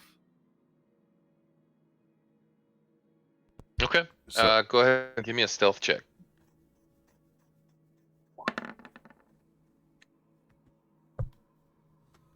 all right. Now you can grab your token and kind of move it yourself as you move forward. Just Okay. not too much at one point. Where exactly was the ping for the voices that I heard? In this direction, essentially. Okay. And then each square is 5 feet. Yeah, but we're not in turn order, so you can move as much as you like. It's not wise to, even when not in turn order, move drastically in one direction, because if you're Okay. not searching for traps, you can end up springing a trap and hurting yourself a lot. Oh, gotcha. Okay, I'm gonna actually head towards the wall right there. I'm Okay. gonna kind of hug the wall a little bit. I'm gonna Because keep the on. DM part of the fun is giving you free reign of the map and then letting you really fuck it up, right? It's Okay. important to teach a lesson that you should have someone in the party always checking for traps or that sort of thing. How, You're a single person right now, so yeah. um, but How how do you check for traps? Do you just do it like I kind of yeah. So I suspect mean, there's a trap? I want to do a perception check or something. yeah. Typically, like especially if you're the party rogue, typically when you're moving about a dungeon, it's common practice to just say declare out ahead of time, I'm going to be moving slowly through as we move forward and trying to look for traps, so I'm going to stay out front and be looking. And then in that case, basically what happens is your ability to notice traps sort of relies on an active perception roll rather than whatever your passive perception is set to. So um, typically I'll say, okay, if you wanna go ahead and just make a perception check, that'll count as your base roll as you're sort of moving through the area, if you like. Okay. Go ahead and make a perception roll then. Yeah.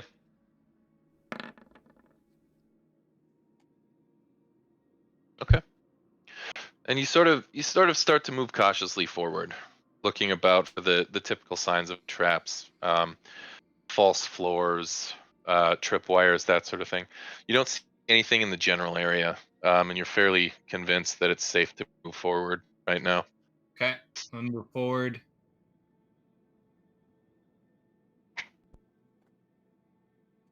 I'm gonna get to this corner where my field of view kind of opens up and I can see around the corner. Hmm. Um, I kind of put my ear is or my nose and ears to the air and try to use my uh elf sense again to gain a little surroundings, I guess. Okay. Uh, Make a perception check to see what you can hear. Oof. You can still hear the faintest of conversation happening off in this direction. Okay. I see there's like Um, a sorry, go ahead. no, go ahead. There's a like a square building or is that the shrine That's thing? the shrine. That's the shrine. Okay, I'm gonna head towards the shrine. Okay. I get to the shrine and I investigate it. Okay. Give me an investigation check.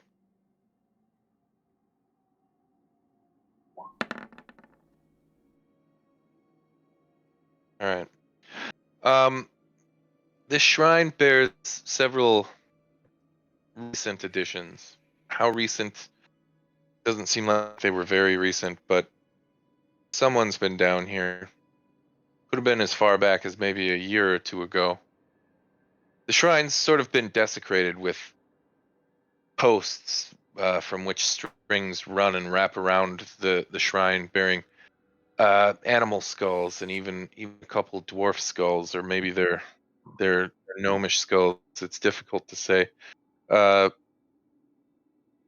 it's also apparent that blood and perhaps feces and other things have been smeared over a specific area at the foot of the statue. Some sort of large piece of metal bound to it, perhaps an inscription. Beside it rests a rather large, blood-adorned skull with large horns that just seems to be have been placed there. Um, Beyond that, um, dead animals also seem to have been recently killed and cleaned in front of this shrine. Um, you can see that despite the blood and the fecal matter that seems to have been smeared all over the engraving plate at the front of it, it still appears to be intact. And go ahead and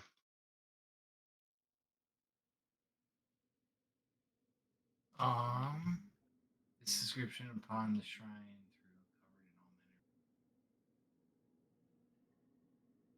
covered in all manner.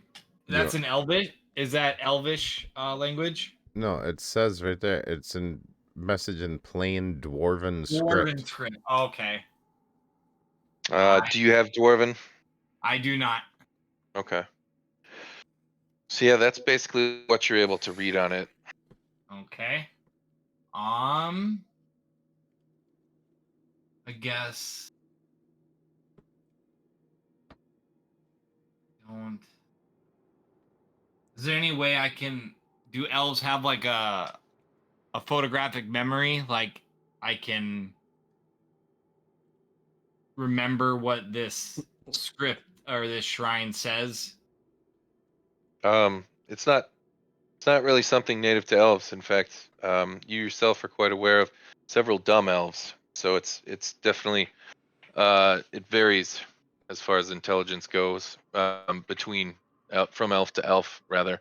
Um, you you wouldn't be able to just memorize this, but um, you feel it if need be, you should be possibly able to come back and reference it. However, this particular handout itself, player knowledge, I'm just going to leave to you. So you can use it as you wish. It's I was gonna say, essentially do you have like a sheet of paper and some ink? Can you do a rub real quick on it, or is that not something you have in your I kit? I'm looking I at do your not kit have right any of now. that. No, thieves' tools wouldn't have that. Okay. No, it's all right. I guess I would probably just move on from the statue then. I am going to move around it and start heading forward. okay.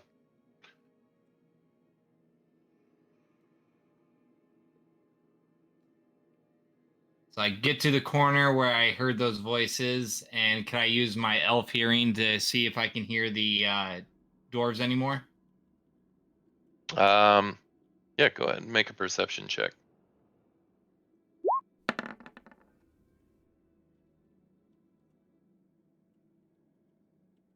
You can hear a faint conversation going on up ahead. It's more than just two voices at this point. You can't pick out the words just yet. You'll need to get a little closer. Okay. I'm gonna move forward. Is there any ledges coming up ahead of me where I could get an advantage for sight? Go ahead and make a perception check.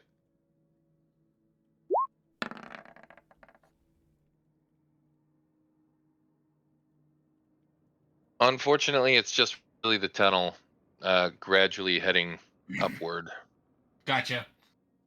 I will keep heading forward. Okay. And as you sort of reach the edge of the map here, Yep. can move you on to the next spot. 1 second.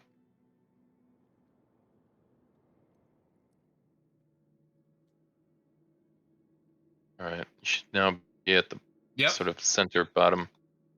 Yep. I continue to move forward. Okay. The voices are now getting gradually louder. You can certainly tell that there's a new voice in the mix. Sounds like a female. All right, I move a little closer.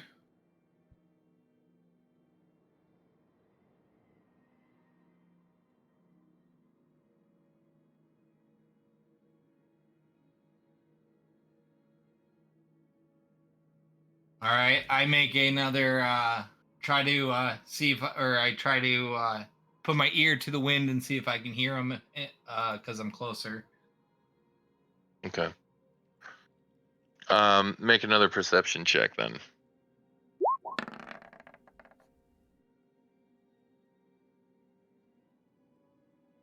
You catch a little bit. The female voice seems to be doing most of the talking. Do Pick I? up the Can I still, or can I recognize a general direction or location that they're in? It's difficult to say from your current perspective. It's really coming from sort of this direction Okay, currently. I'm gonna move forward a bit. And as you move, you hear the female's voice, and you pick up on certain phrases, um, using the dogs, sniff them out. That's Um, what that's what she said. Use the dog, sniff them out. yep. You also hear the phrase, "Watch our flank." So they're looking for somebody. Um, I continue to move in closer.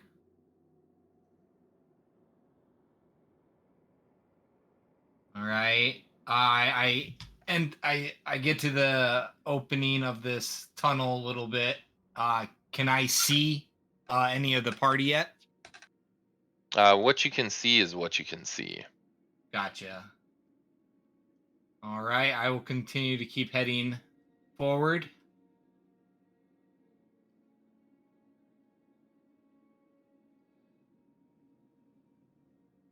As you round the corner, you see a pair of figures, sort of standing, and they seem to be sort of looking at each other, arguing a little bit. And then, within moments, you hear an angry sort of shout from up ahead, and the pair begin to move on. Okay. I can move forward.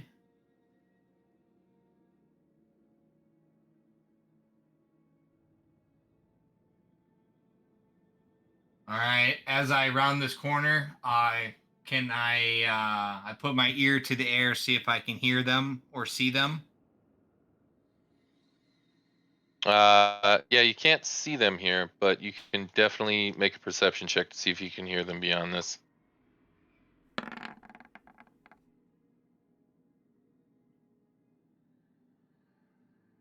Yeah. Um, it's a ways up ahead, but the cave actually carries this conversation pretty well, specifically from wherever the hell they are to where you are now. But um, you hear the woman's voice say, "We're going to go on ahead. I'm going to check this cave. As as for you, um, Gaffrin, I want you to check that one there.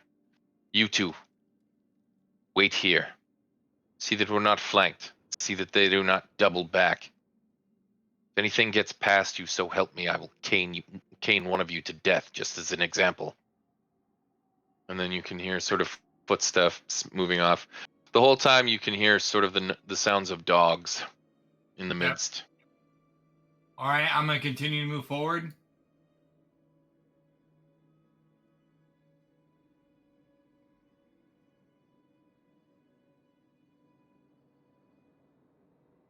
I get to the end of the tunnel, or Okay. to Yep. the air 1 second. area I see.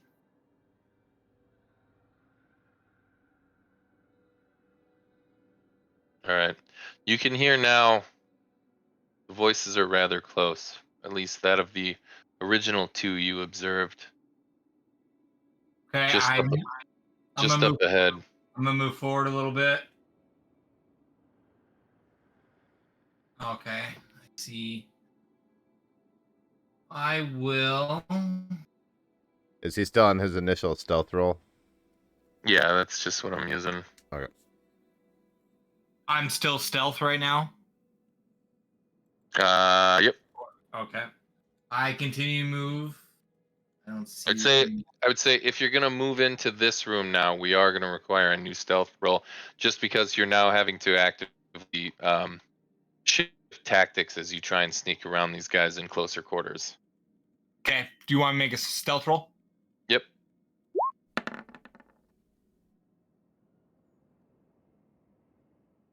Not that it mattered. Same thing. All right.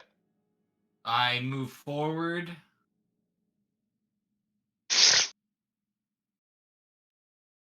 As I Jesus. get close to them, I use my super elf hearing to try to eavesdrop on them.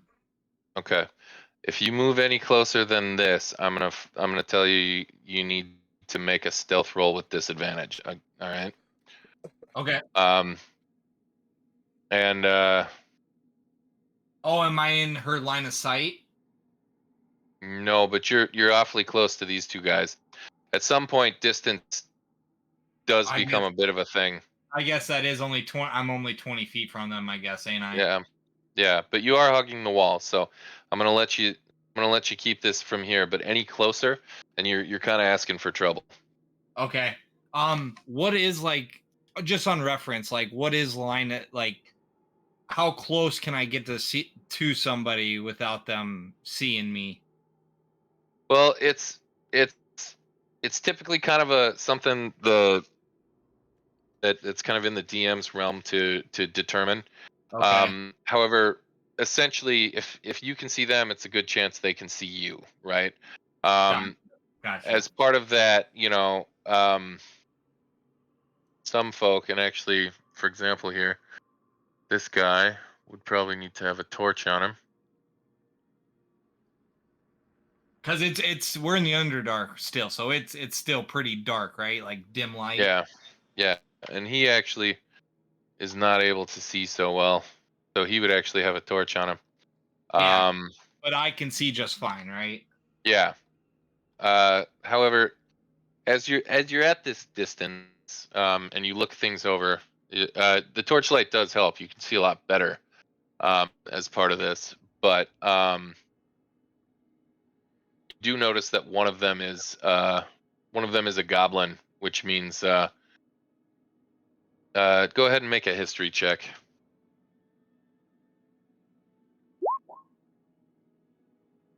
Where's my die? Oh, there it is. Oh, not good.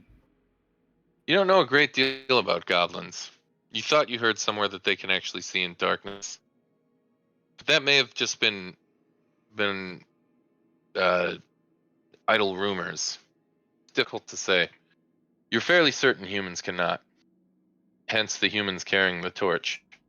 But as for the goblin, you can't say for certain whether or not it's able to see so well in darkness. The two seem to kind of have their attention sort of fixed upon upon this broken statue here. You can hear them sort of arguing back and forth, and the human sort of seems to insist on pursuing a specific topic and saying, "Why would dwarves build something down here?" And the goblin sort of looks back at him and says, "They come down here, don't they? Sometimes. Way I hear it. Now that I think of it, orcs like to come down here sometimes. They got real problems with orcs up on the surface side. Them dwarves do anyway. Took one of their own kingdoms for hundreds of years. Odds are they probably come down here, build war bands, use this as a strategic spot to jump out and strike the nasty little dwarves, catch them by surprise, right?" The human's like, "Oh yeah." Says, "Dwarves gotta come down here probably from time to time. Flush out the orcs. Make sure they ain't camping down here, getting ready to attack them. They also like to drive back them filthy dark-skinned dwarves. Hmm. Oh yeah. 'Cause them like to tunnel up into their kingdoms, don't they?" "Yeah, I remember." So they probably leave these down here. Probably as a way of marking how to get out. Place is a maze. Look over here, and you can see him gesturing to some of the stonework on the walls. He goes, "Look over there. That stuff. Them little symbols on them rocks. The numbers. Dwarf numbers. Well, I don't particularly know much else on what they mean." And the human says, "Could you read that inscription then? Back on that shrine." "What inscription? I didn't see any inscription." "Yeah, it looked like it was in Dwarvish or something." "Oh, I didn't see it." And they kind of start to look about, and you can see the goblin makes his way over, and he goes, "Look, you can see over here. Some of them orcs probably been staying down here a while back, having themselves a bit of a bonfire or something." The other one says, "Anything good in them crates?" "Nah, picked clean." And the human sort of makes his way over here, and he says, "What number's this then?" Goblin makes his way up. Says, let's see. That is dwarven for 2. And he starts kind of casually walking down this way. Says, this one here is dwarven for 3. Got the paths numbered, it seems. Probably only they know the way out. What if it says which way to take on that shrine? I didn't see any inscription on the damn shrine. I did, it was there. We're not going back. And at this, the two of them just kind of start staring around aimlessly and sort of kicking dirt around. Idle conversation beyond that. Okay. I guess I go check out those inscriptions on the wall. Maybe it'll lead to a clue on the way out. I move this way. Move this way.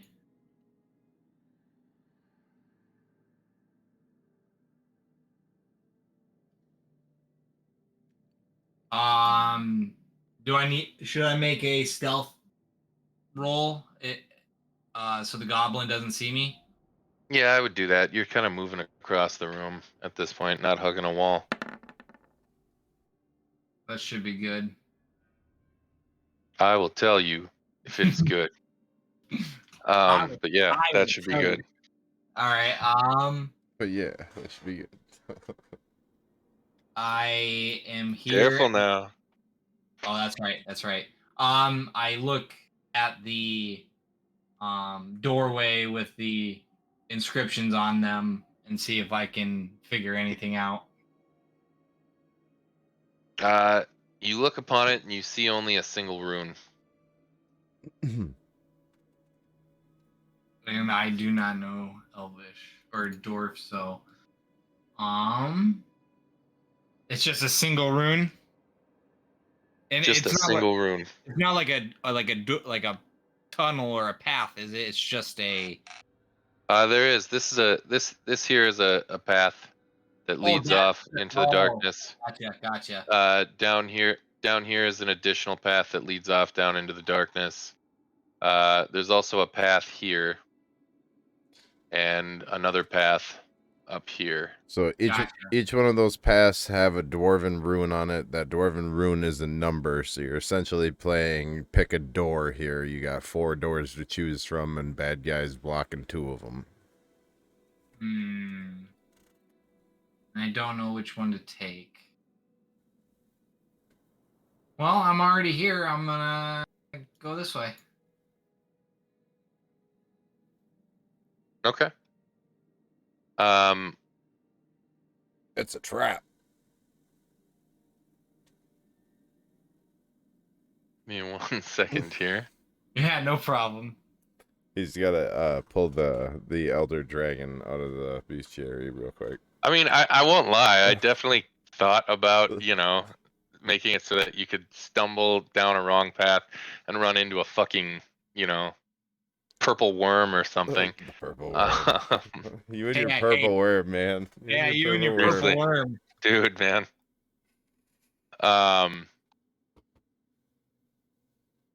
But yeah, let's see here. Okay. I choose door number 1. Actually, you chose door number 3. Oh shit! Door number 3 it is. As you 3's a good number. 3 is a good number. I like 3. actually, as you make your way down through this particular hallway, you see a sort of unnatural light emitting around certain areas, but then beyond that, something wholly different altogether. Wide, dazzling light emitting from far off at the end of a distant point in this cave. An amount of light that is, by all accounts, foreign to you. Oh It yeah. is the equivalent of looking into a darkness so dark that one cannot even see their hand in front of their own face. For you, the effect is almost the same, as this light is nearly blinding. It's Damn. difficult to look at. It is so bright. And as you begin venturing down the hallway, you can hear still voices yet ahead. Since that light is that gonna trigger my sunlight sensitivity? Not as of yet, no. Okay. I think that says you have to be in yeah, you have to be in direct sunlight for that to trigger. Yeah. I once again use my elf super hearing and sight to see if I guess not sight anymore, but I try to hear if I can hear anything coming down the tunnel. Go ahead and make a perception check.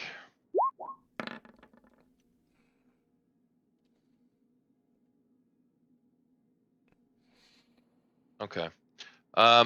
You can still hear voices ahead, Okay. but you aren't able to pick up so much on what they're saying at this Okay. point. I start moving. Okay. I'm no longer stealth, right? Not unless you say you want to be. Okay. Not yet. His original still checking for traps as he goes is still in effect, though, correct? Yeah, I would let you know, I think, based on that. Okay. I'm still As- checking for traps right now. Yes. Okay. Yeah. I keep moving forward, moving forward, moving forward. I keep moving forward. You can hear the voices starting to grow a little bit louder. Okay.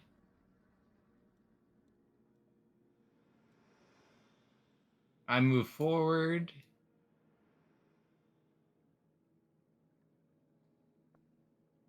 That's the edge of the map there, so you'll be moving into another room.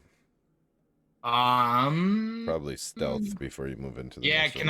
can I make a can I see if I can go stealth? Oh yes, give Daddy a stealth check.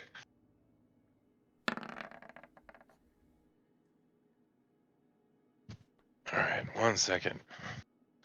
I gotta get myself a beer here. I want a beer. There you go. Beer. What kind of beers do you like? The kind that have alcohol in them usually. An open one. A cold one. That's a good one. Let's see. My neighbor was so kind. She's staying down in Colorado for a while, so she just cleaned out her fridge and just showed up on our doorstep with just a box of tons of beer. So I have like a liquor store back shelf assortment of beer right now.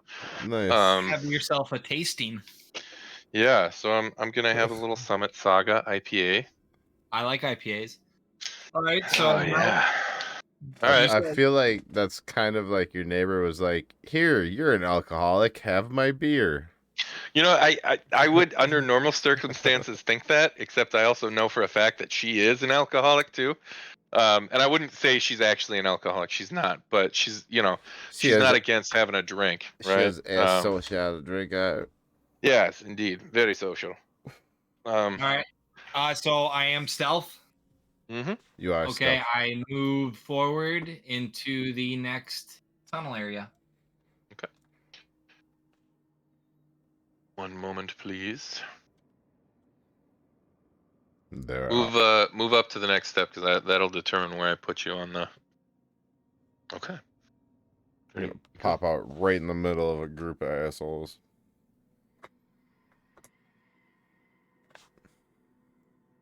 All right. You can hear the voices very close by now. Okay. I'm still stealth moving into this room, right? Mm-hmm. Okay. Ooh. I would Those- like to put my ear to the air and see if I can hear them talking. Oh yeah. You better zoom in and look at those tokens, man. Zoom in. Yeah. Use your mouse wheel. You can zoom in and out. I think that's. Oh, those are dogs. You sure you want to be that close to dogs? I'm still sneaking. They can't hear me. They might be able to smell me. Do you want me to make a perception check? Yeah, go ahead.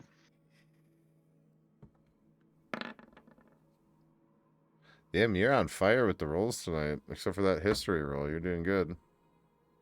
Well, and plus with Rogue, I get so many proficiencies and skills starting out. I mean, it's crazy.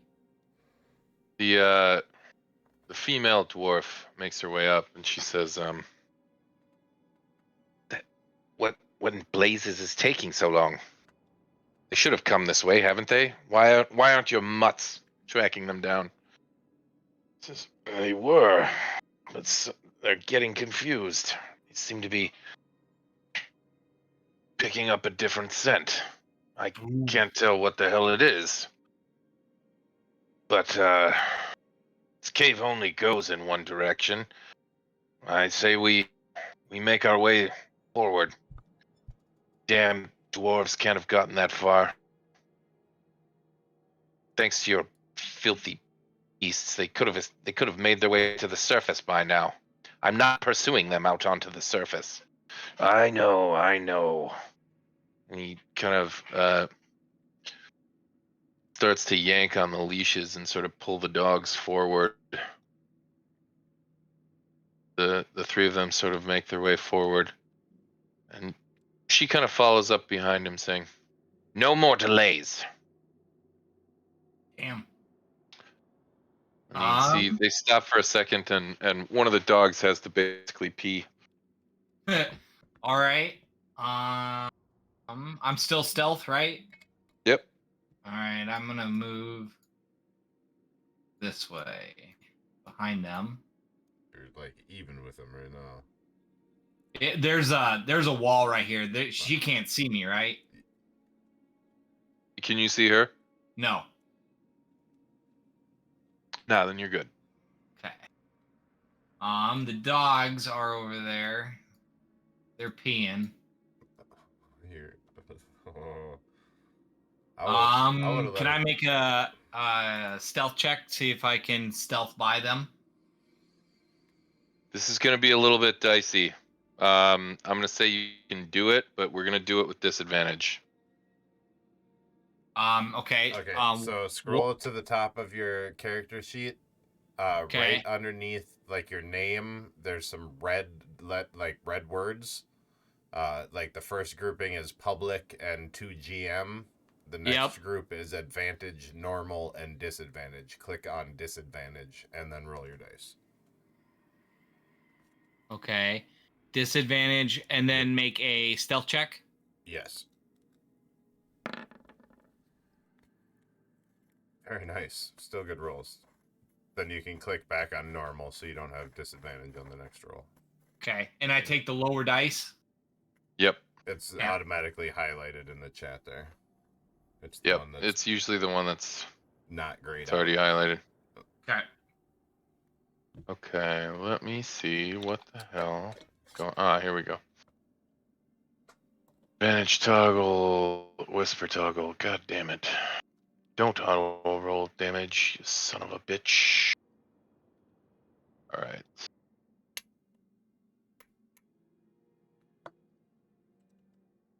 All right. Nope. That's not what I was trying to do. How did I? Oh, yeah. There we go.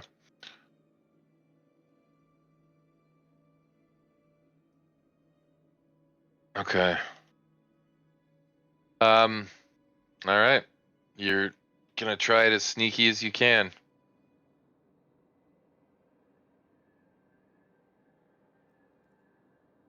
You hear one of the dogs sort of start to whimper a bit, but then after a few seconds, you can hear a heavy smack, and the voice go, "Shut up." Yeah, that's how you treat the dogs that are supposed to be tracking for you. What? You smell something? Shut up. Right. I guess I start sneaking up the tunnel. Okay. Um, I'm getting to this. Do you want can I make another stealth check to see if I can stealth into the next area of the tunnel? I'd say we can go off of the one you're using if you want. Okay. All right. One moment, please. Rogues are sneaky, sneaky, sneaky. I'm gonna move you to the correct spot, which is down here.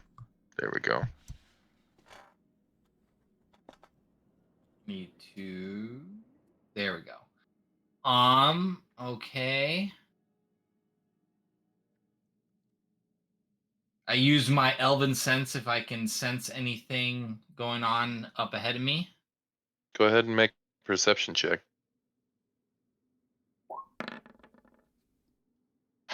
If you don't hear much, actually. The sound of the waterfall up ahead sort of muffles things a bit, as well as the baying of the dogs from behind. You do notice that the bright light now appears dazzling around the corner up ahead. Um, if you like, you can also look for tracks, if that's something you want to do, using a survival check. Sure. I look at the ground and I see if I can gather any information from the ground. Well, that was a what check? Survival. Ooh, this won't be good. Weird. There's footprints, but there's no people in them. There's no people in them. It's difficult to say. There's a lot of dirt in this area. You see an occasional boot print, but you don't see any sort of moving in a uniform direction. Uh, and they go off in weird directions. That might not even be a footprint. You're not sure. Can I swim? You can. Huh. All right. I keep moving up the top. Am I still looking for traps right now? Too? Yes. Yeah. And I mean that's the other thing. If you're concerned that you may have let things go, you can always say I would still be looking for traps at this point. So. Okay.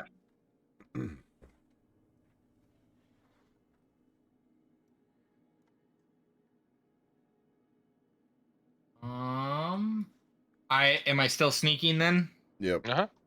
Okay.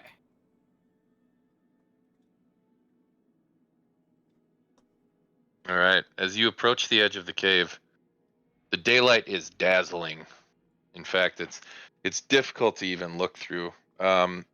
Your first instinct is to just pull your hood up and try and shade your eyes to whatever degree you possibly can. And as you sort of cautiously take a step out, you sort of put a hand out in front of you as if like walking into the sunlight might actually hurt or have some sort of weight it would apply to you that you need to try and shrug off. And as you step out into the wilderness before you, you feel several new sensations all at once. Ooh, I love sensations. Um, First, you feel the movement of air, which is not something you're entirely accustomed to, um, living in a series of underground caves. Next, you feel cold. The air around you is crisp and chilly, and finally, you feel even colder as these strange cold flakes seem to be falling from the sky and landing on you. And where they touch you, they're cold, and at first it's almost frightening. You're sort of concerned that they might be burning you or harming you in some way. But after a few moments, you realize they aren't actually. In fact, in certain spots, they seem to just be melting to water. The culmination of all of these things is downright disorienting, and you find yourself having to just take a minute to sort of acclimate to the host of new things bombarding your every sense. And just as you feel you might have gotten a grip on what's going on here, an arrow flies past you and sticks into a tree right next to you. Boom. And from a spot nearby, you see a small figure sort of stand up, yet another arrow knocked and pointed straight at you. And from behind the rock that she emerges comes another figure, slightly larger, but not nearly as tall as you. And the larger figure looks back at the shorter figure with the knocked arrow and nods at her, and then looks up at you. Turns out you were right. There's always one following us out, if not more. Seems like we got lucky this time, and it was only one. Olena, I owe you a drink. And she just sort of nods and keeps her eyes dead set on you. He says, "What exactly is it you're here to do, Dark Elf?"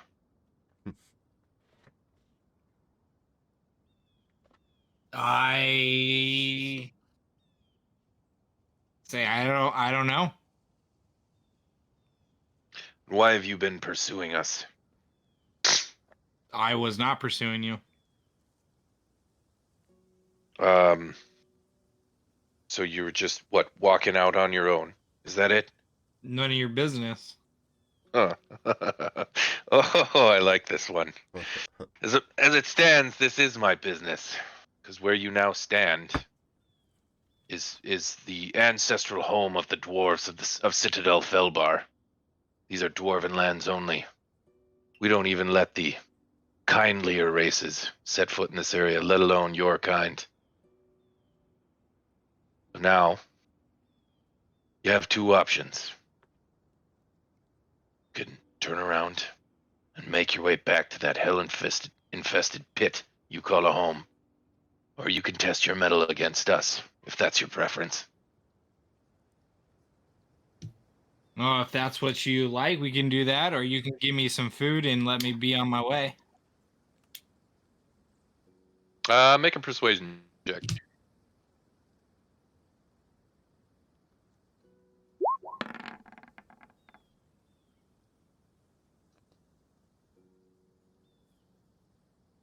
All right, give me 1 sec here. That's a fairly respectable persuasion check. You have I'd say 50-50 shot of that working.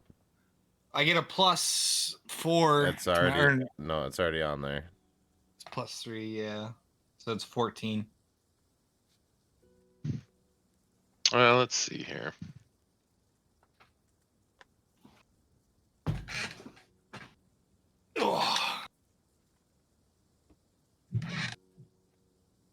He sort of cocks his head sideways and looks you up and down. He looks over at the other dwarf, and as he looks back at you, and says, "Is this some kind of joke? No, I'm hungry. Where are the rest of your? Where's the rest of your band? I am the band. You came up here to the surface on your own to boot? Just Hey, what exactly is going on here?" Hey, you catch on quick, but still none of your business. You're so gonna get your ass whooped. You've got a mouth on you for someone who just begged me for food. And So I take it that's a no on the food. It's a no on the food, and it's a no on letting you go about your business. What do you want to do here then? I think it's pretty clear what I want to do here, and I'd say, given your mouth, it seems pretty obvious you're of the same mind. And you can see him sort of reach down and pull his mace loose, and you can see the other dwarf from far sort of pull back and start to knock her arrow and ready it, when all of a sudden a howl comes from behind you in the cave. And Caught between a Yeah. dwarf and a hard place. give me 1 second here. I've got to.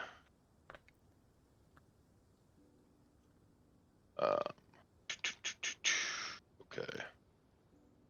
All right. I have to get a couple things ready here.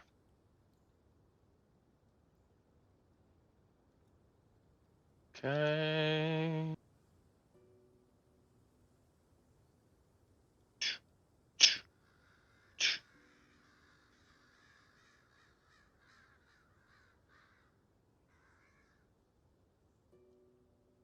Improvise a few things here. Plus, I wasn't expecting you to sneak past them like that. All right. I just wanted out of that tunnel. Well, you got it.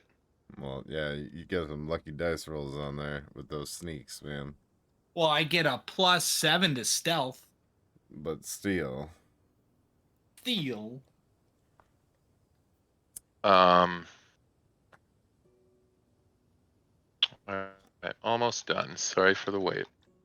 Dude, don't be sorry for nothing.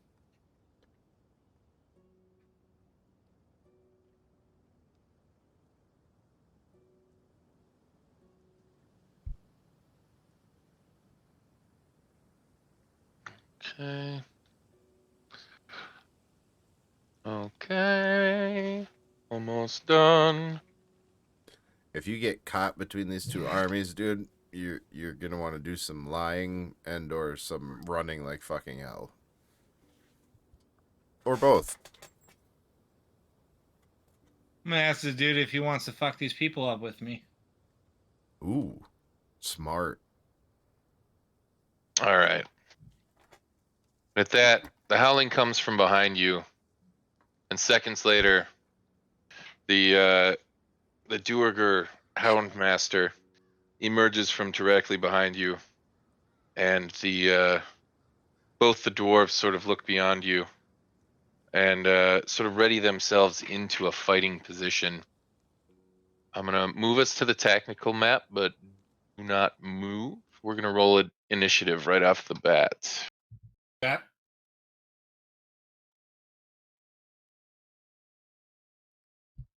Your initiative dice is in the box right next to your armor class. If you click on the word Oh, initiative, am I supposed to click it? click on your character icon and then click the initiative.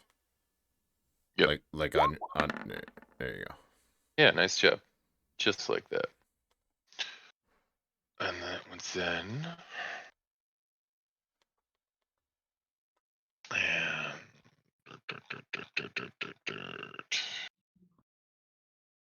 okay. Snow's first combat, everybody! Yay!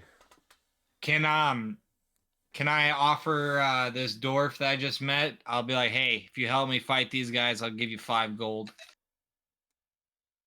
I would say you can mention something on your turn. I'm gonna. Oh, okay. Yep. Yep. Sorry. Now that we're in combat, it's turn based, so you're only gonna be able to move your 30 speed. That's where that's gonna come in, and you won't be able to like really do anything that isn't on your turn. Gotcha.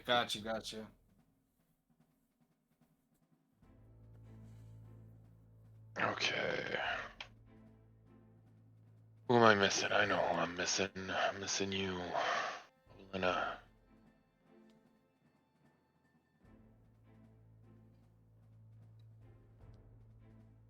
It's time for the doggies. I was not expecting you to sneak past them so easily. Did you just say I outmaneuvered the dungeon master? No. Careful. No. Don't say shit like that, dude. You're No, gonna I don't know. I always like to write in stuff to be pleasantly surprised. I've learned the hard way too many times that every once in a while players can really surprise you. So yeah, it's always in there that someone can sort of, get beyond things. Yeah, it's not.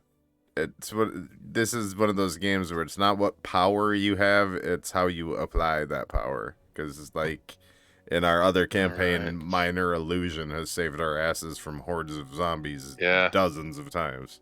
That and fucking heat metal. And heat metal, yeah, on the railroad tracks. I Alright. can use minor illusion. Not yet. You can't. Olena's gonna fire her longbow at one of the mastiffs. Her Damn attack shot. misses and goes wide, and in fact, make a dex save. Click on the top part on the saving throws. There you go. There you go. Okay. She slips in the snow as she releases her arrow, and it ends up slicing left hard, just barely missing you and sinking into a tree next to you. And she kind of climbs up from the snow and she says, sorry? Am I sorry? No problem. Gaffrin just sort of looks over his shoulder and says, real nice. Or no, sorry, Gaffrin, that's this guy. Where did I put Gaffrin it? is who? The bad guy. The bad guy? You don't know who any of these people are really, so he's going to This is the male dwarf now. this is the male hound master that was following you. He chuckles and he goes invisible. Oh, okay. That's fun.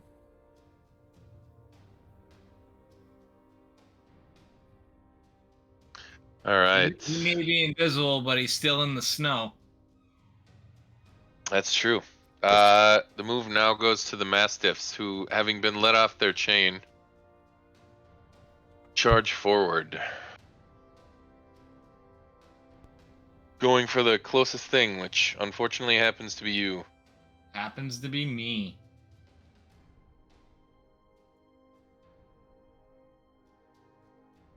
He's gonna move to here. He's gonna bite at you.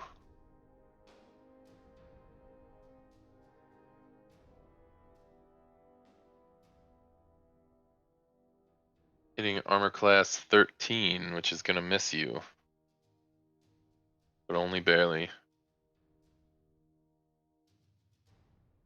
This one's then gonna move up on you, and he's going to bite as well. Dang. This time hitting armor class 20. Oh yeah, that hits. You're gonna take 3 piercing damage from the bite. All right. If you How mouse do over, I do the damage? if you mouse over your hit points, there'll be a little arrow up and down. You just click the down arrow 3 times. You can also, on the battle map here, just click your character token, and in the red circle that says 10, that's your hit points. And you can actually just click on that and then enter the new number. Huh. Okay. The move is now yours. I move my hit points to 7, but it doesn't say. It will the next time you click. Like, Yeah, click off I'm of seeing it and it. click back to it. Okay. My move. I offer the dwarf over there 5 gold if he helps me out of this situation. The dwarf says, he chuckles to himself and says, "You're on." All right. And then he's my ally. I guess I go for attack on the dog on the right. Okay. Do I click ice? If that's the weapon you're gonna attack with, yep. Because there's no way I have sneak attack right now because they're No, you're surrounded. No. yeah, that's why I said it. Okay. Crit. Yeah. If you Damn. literally now just click in the chat text box down there. You can just click your weapon name down there, and it'll automatically apply the crit damage too. If you just click it off the chat box. I clicked the 25 or the No, or ice. Click Ice. the name Click ice. Yep. There you go, and see it rolls 2d6 instead. oh yep. Damn, dude, you Uh, just fucked that dog up. No shit. In fact, you literally cut it clean open. Its bowels and blood just steam out and just plop onto the snow as it falls over. And I don't have a bonus action yet, do I? You have a bonus Yeah, action, you have a bonus action. What are my bonus action options? You can use your depends on- offhand weapon to attack the other dog without having your strength modifier added to the damage. Or in this case, your dex modifier. But yeah. Yeah, that My secondary, my offhand weapon is won't- Blackfire. Yeah, Blackfire will not use my dexterity. Nope. It'll use your dexterity for the strike, but it won't use it for... I don't think you get proficiency on the strike. And you don't get... Or, He does. you won't he have... does still have proficiency. We looked Okay. this up when we set this All up. right. Perfect. So Nick, all you got to do is click Blackfire the same way you clicked Ice. We already have everything set up to work properly. Oh, perfect. 20 will hit. And now do the same damage roll the same way by clicking Blackfire in the chat. Oh, bitchin'. There. All right. This other dog, as you strike it, you wound it pretty badly. It's still standing, but it's very badly hurt, and you can hear it sort of whimpering at this point. Anything else you want to do with your move? You still have your move action, but if you take it, the remaining dog is going to get an attack of opportunity against you, even when it's wounded. even though it's wounded. Yeah. Okay. I can move, I but wouldn't. I wouldn't. You could do a I perception can- check to see if you can see footprints for where that dude disappeared from to make sure he's not rushing up on you. But other than that, Can I take a look at the snow and also use my hearing to see if I can hear the crunching of the snow and see footprints? Go ahead and make a perception check.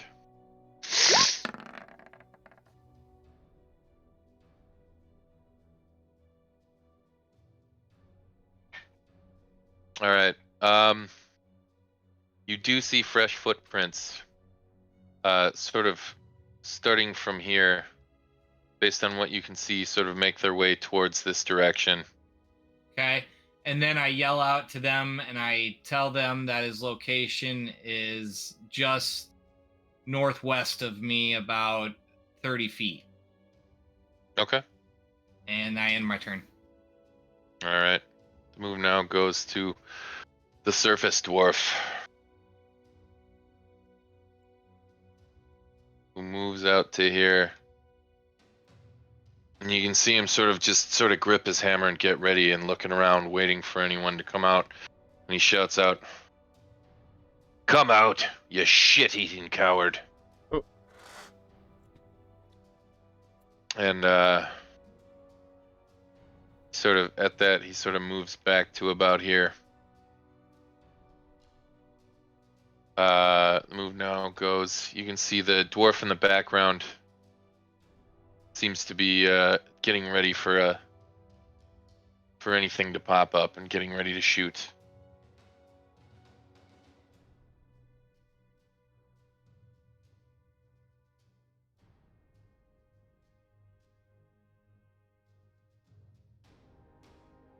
All right. Move now goes to the Mastiff, who is going to bite at you once again.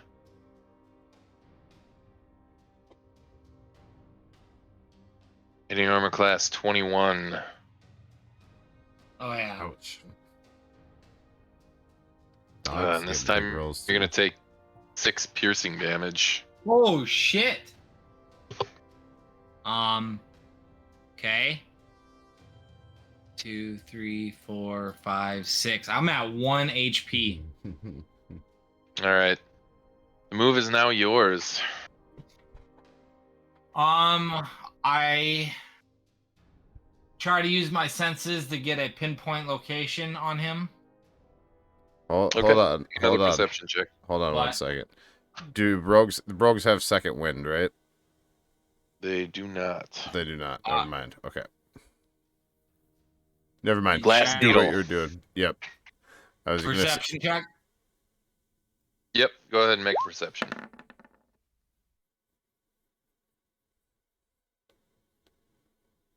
Okay. You see footprints now. They seem to have started here and have now begun to move in this direction. Oh, towards her. Okay. I go ahead and I make a attack to the dog to my left with ice. Okay.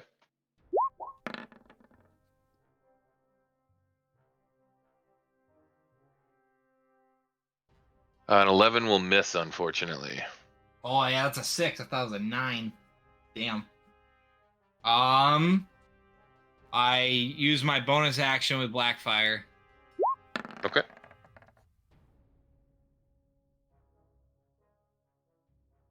.24 will hit.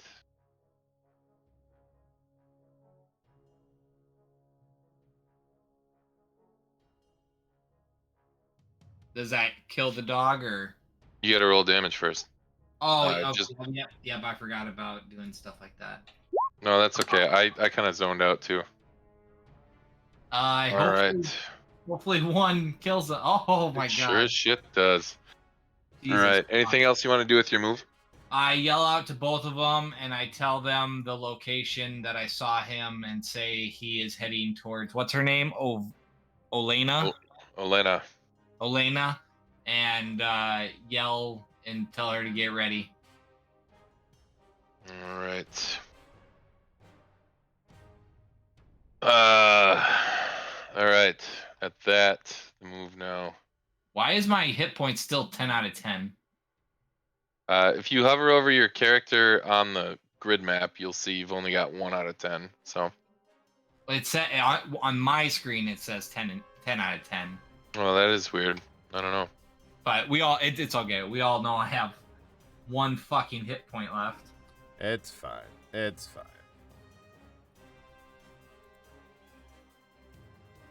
Well, yeah, D&D, when you die, you just go back to the game over screen, right? No. You roll a new character.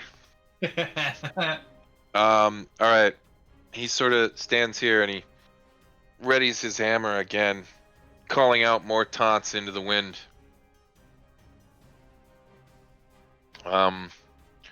Elena still just keeping her shot ready. His stealth or his invisibility has to eventually end, right? Like the duration. Depends Maybe. on what you know about invisibility. Gotcha. I don't know, dick. Um, I'm pretty sure you know Dick. Been through a lot, all right. Yeah, a lot of dick.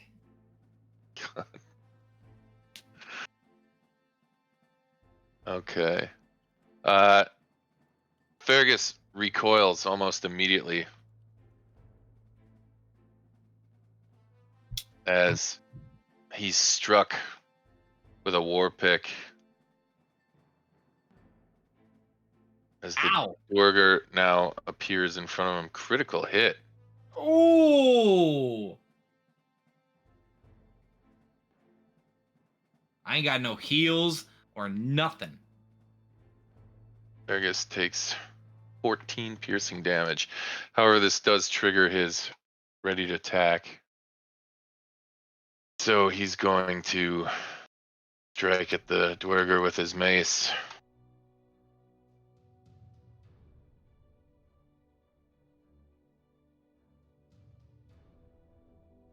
His strike misses, but then seconds later, Olena looses an arrow at the Hit the bastard too.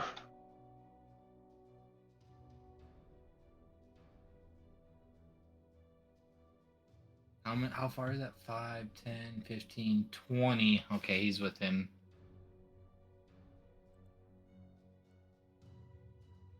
Oh, how'd you do that?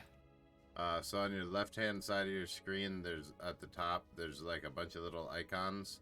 Yeah. You click the one right below the magnifying glass. It looks kind of like a comb or something. It's A Yeah. ruler.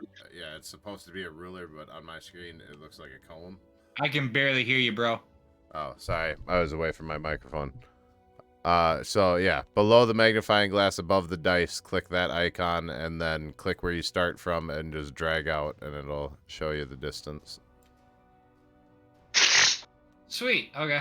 Thank you. All right. Elena fires an arrow and misses. Next up is God, Malagar. She can't hit dick. Malagar.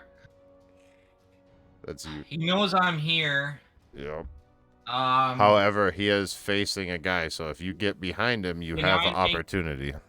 can I see if I can sneak behind him without him noticing my movements?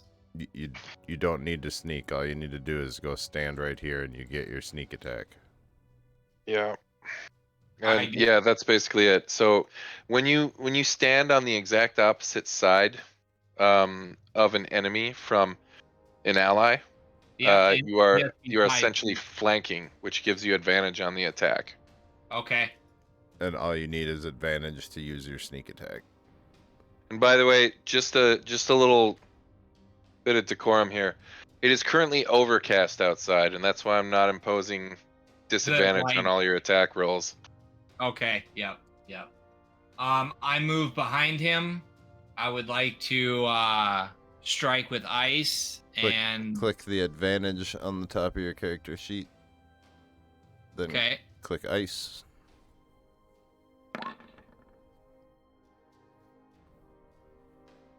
If a 19 hits, then you would click ice in the It does chat, indeed.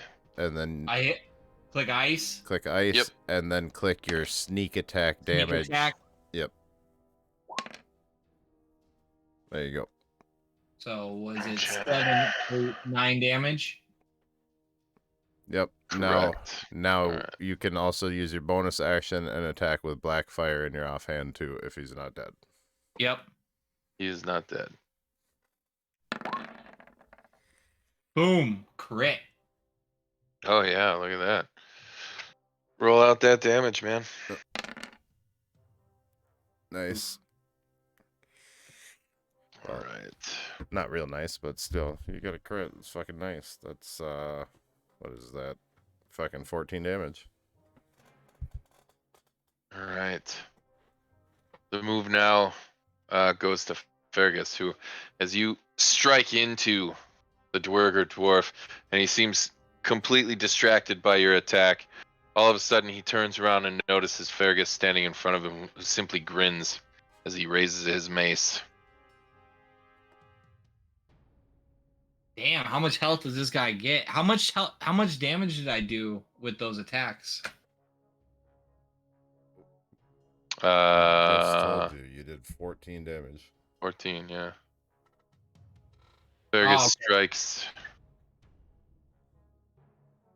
A crit hit doesn't add anything, or It does. It rolls a second dice. So unfortunately, your second dice rolled a 1. oh, So- gotcha. Okay. Sorry if those were dumb questions. No, not at all, man. All right. Next up is Olena. Okay, hit him with a fucking arrow, Elena. Let's go. She's gonna hit you. She probably is with the one. Dead. All right. The arrow sticks in him. Oh wow, that's a bummer. All right, sticks in him, and you can see he's bleeding pretty heavily at this point, but he is still drawing breath. At this, he strikes at Fergus again with his war pick.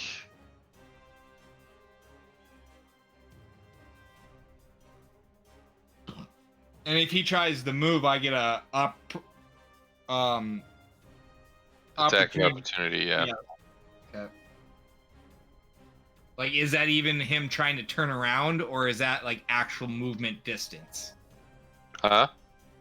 Would that count if he just tries to turn around, or No. is that An attack of opportunity is triggered when he leaves threat range. When he So- leaves your threat range, yeah. okay?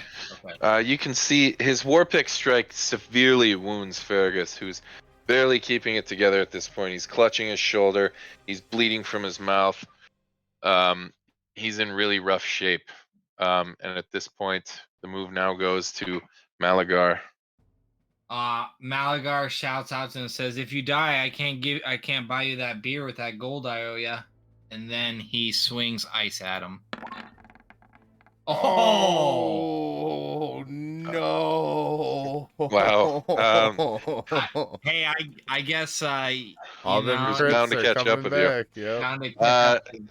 Give me a dexterity save. Did.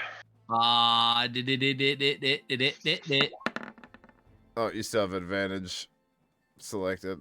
We're gonna take the lower one on this then. Actually, this is your first time. Reroll it without advantage. Click normal up on the top. Oh, gotcha. Okay, sorry. No, that's okay. Dexterity. Okay. As you strike, you slip and you fall prone.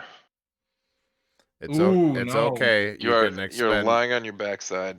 You spend half your movement points to stand back up again. So you can just stand back up and then swing your offhand. How do I stand up?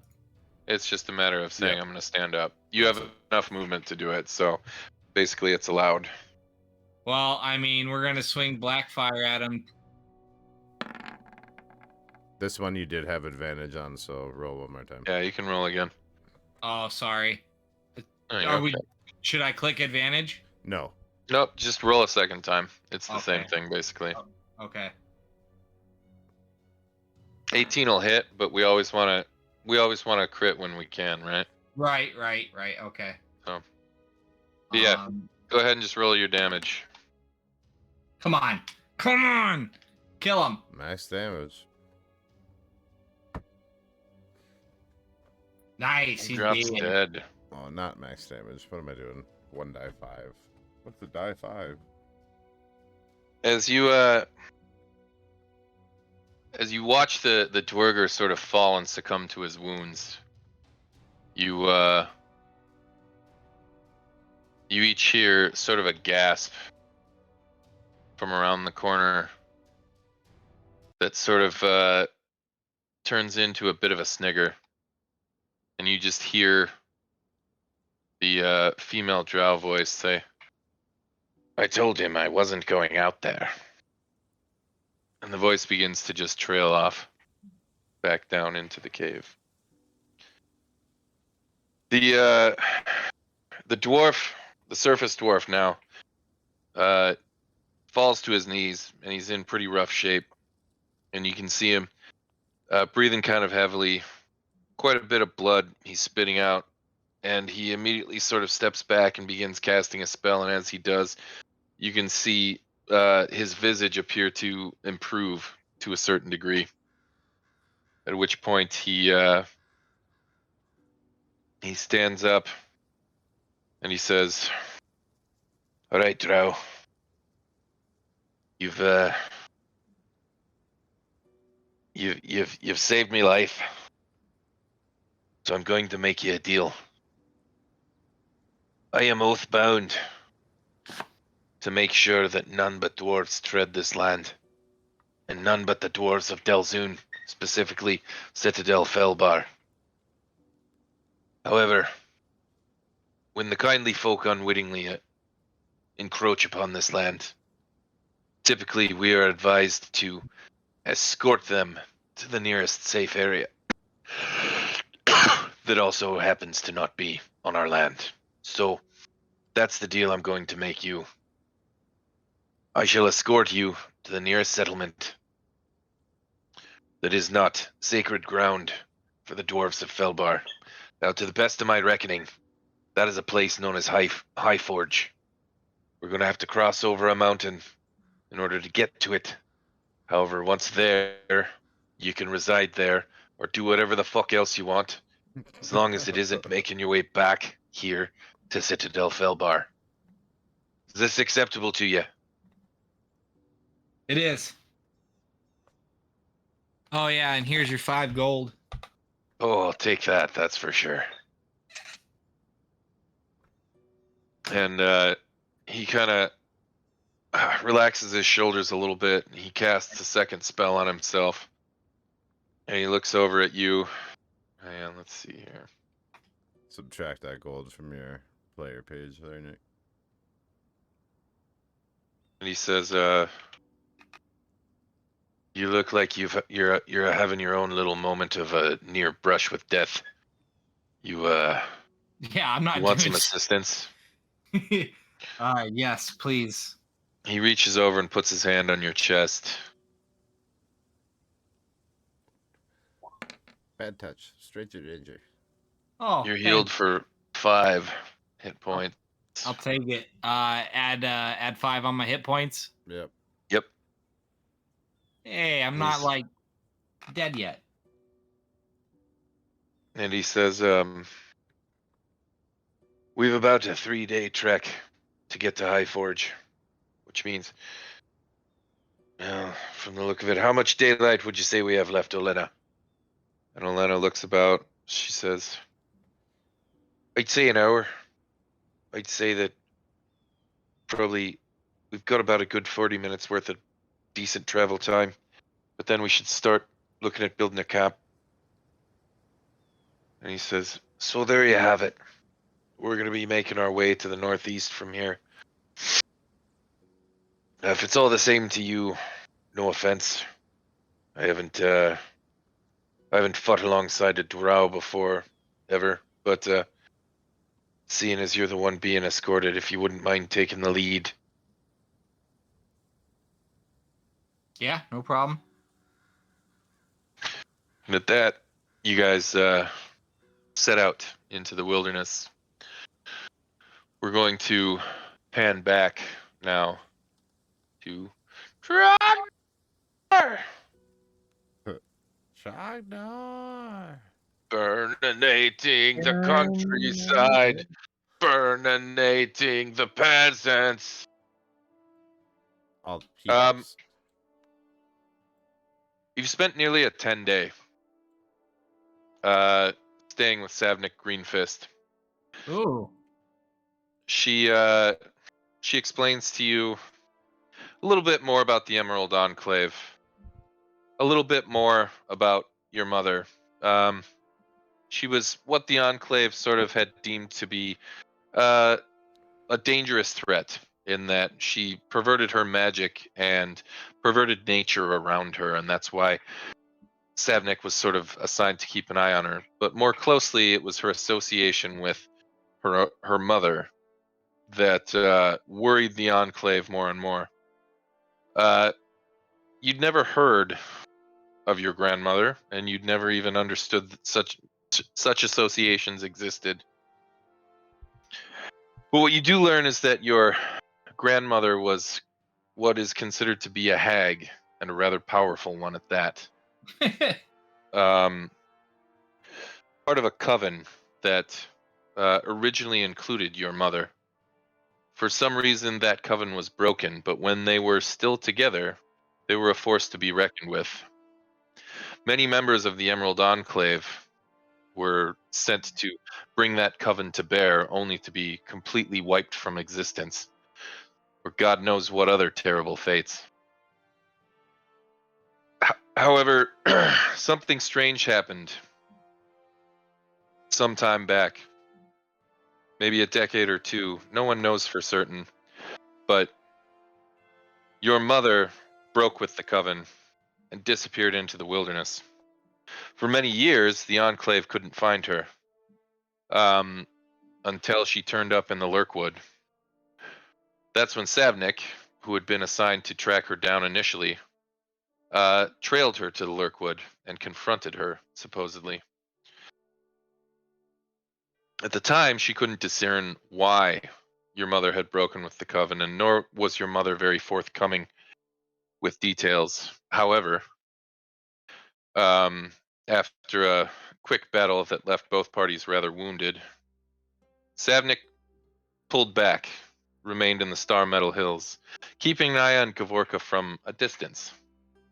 And though Gavorka was not a particularly good influence or thing to have in the nearby woods, so long as she wasn't a part of the coven and she was sort of staying where she could be observed, there was sort of a tenuous unspoken agreement. Savnik would stay close and monitor Gavorka, and Gavorka would not get into anything far too terrible.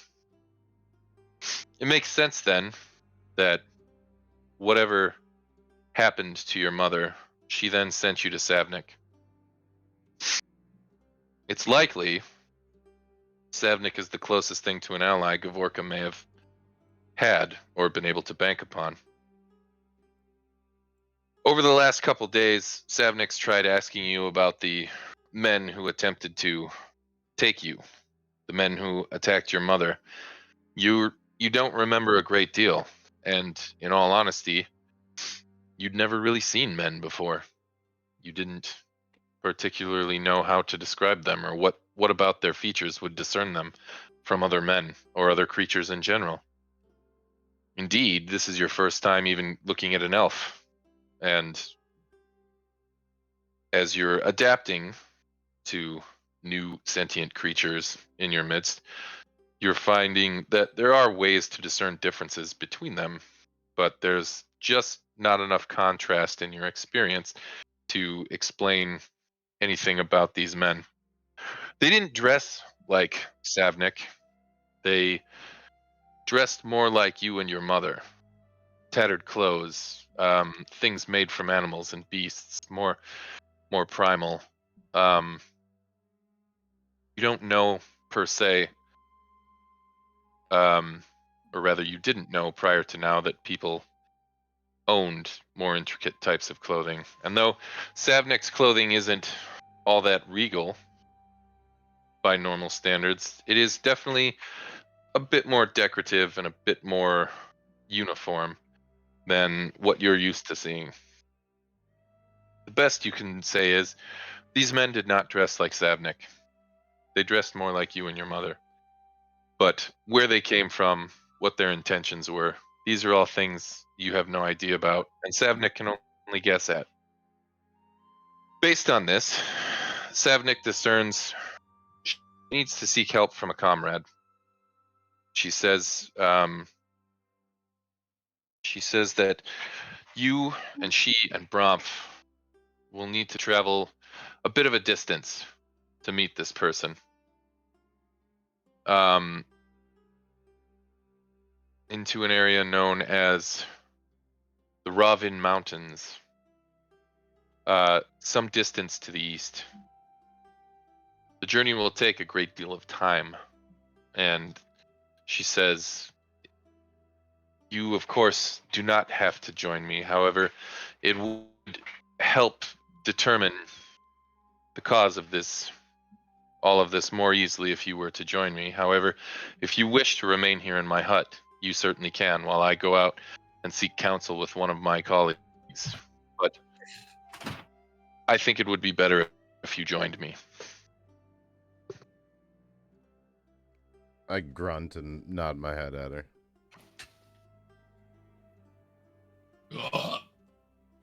And she says, very good. And at that, the pair of you set out. The journey takes many days, nearly a month, till you finally reach the foothills of the Ravin Mountains.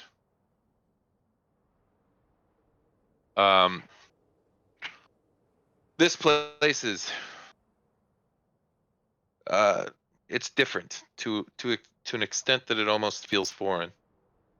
The air smells different, the plants are different, the trees are different. Everywhere you look, you see some sort of decaying dwarven relic lying around, rotting.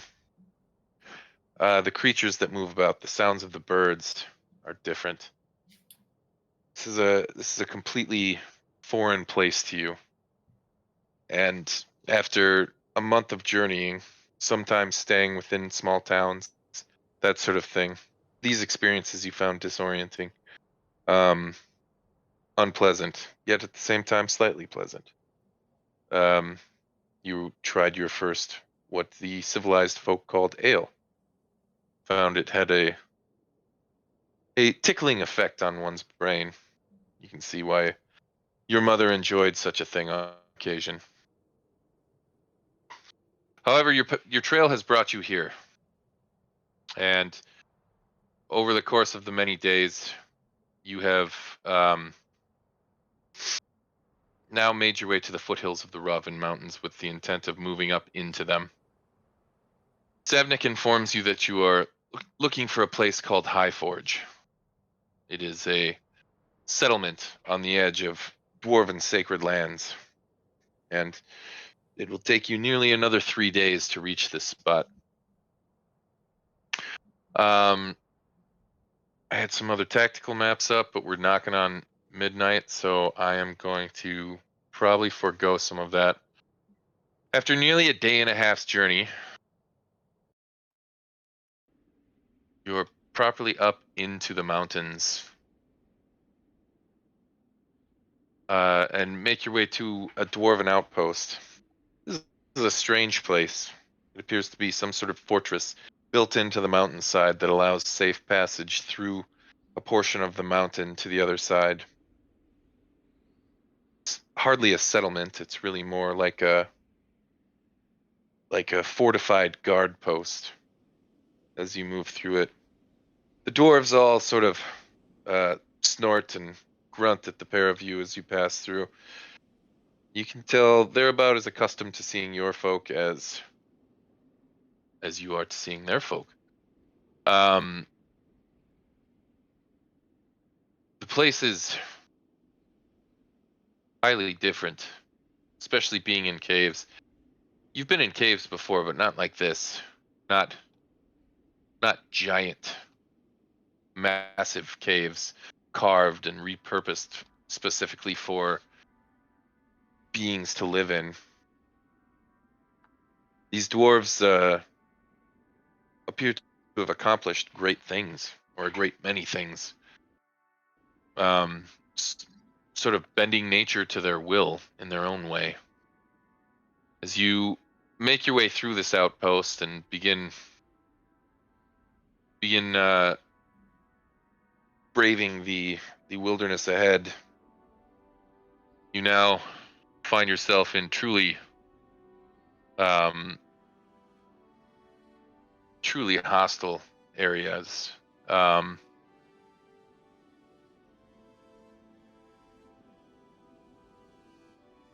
Mountains are cold and unforgiving, and it is difficult to traverse this place. Moving through the dwarven outpost, Savnik sort of informed you to buy warm clothing and as much as you could. And you sort of scoffed at this at first, but now being out here, you understood why. Well, You don't. I'm a white dragon. The cold. I love the cold. Oh, that's right. Yeah. You scoffed at this, and for good reason. It didn't bother you at all. Uh, Savnik doesn't adjust to the cold as well as you and Bromf do, and the pair of you and the bear, uh, easily traverse this area while Savnik is forced to constantly stop and rest and try and apply more skins. The trek is difficult, and for a good portion of it, Savnik even needs to ride on Bromf's back, whereas you just keep traversing on. It takes nearly another day and a half before you arrive at the area known as High Forge. Haha.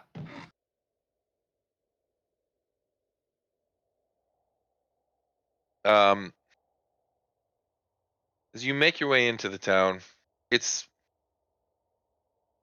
hardly a town. It's probably somewhere between a village and a town, and most of it is built onto the rock side, or to sort of accommodate the high altitude.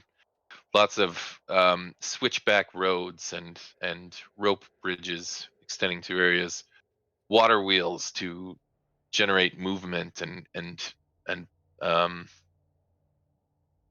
sort of power various simple machines. The dwarves here are very tolerant of other races. In fact, the people who live here are quite varied. You even see one or two other dragonborn. Um, Malagar, when you arrive, you also note how varied these folk are. However, you do not see any drow among them. Um, as your parties respectively arrive, um, Trogdor, you and Savnik and Bromf arrive roughly early afternoonish, and you you sort of settle into an inn, and Savnik is able to get a common room in where several beds are shared throughout a room, and at which point Savnik tells you to rest. If you'd like something to eat, join her down in the common room, and she'll purchase you a meal, that sort of thing. She informs you that you are here to meet with someone by the name of Filbrin Oakhand. Filbrin is a ranger who also serves the Emerald Enclave. He likely probably has a home in town here. She needs to get more information on him.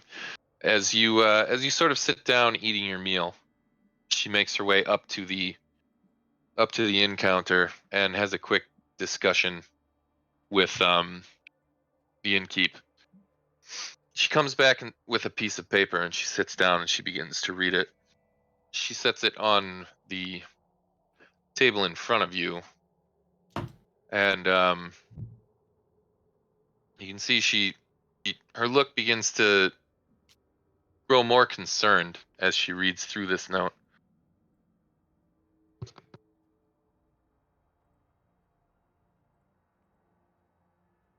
There's nothing on it. Yep. All we got is a blank note.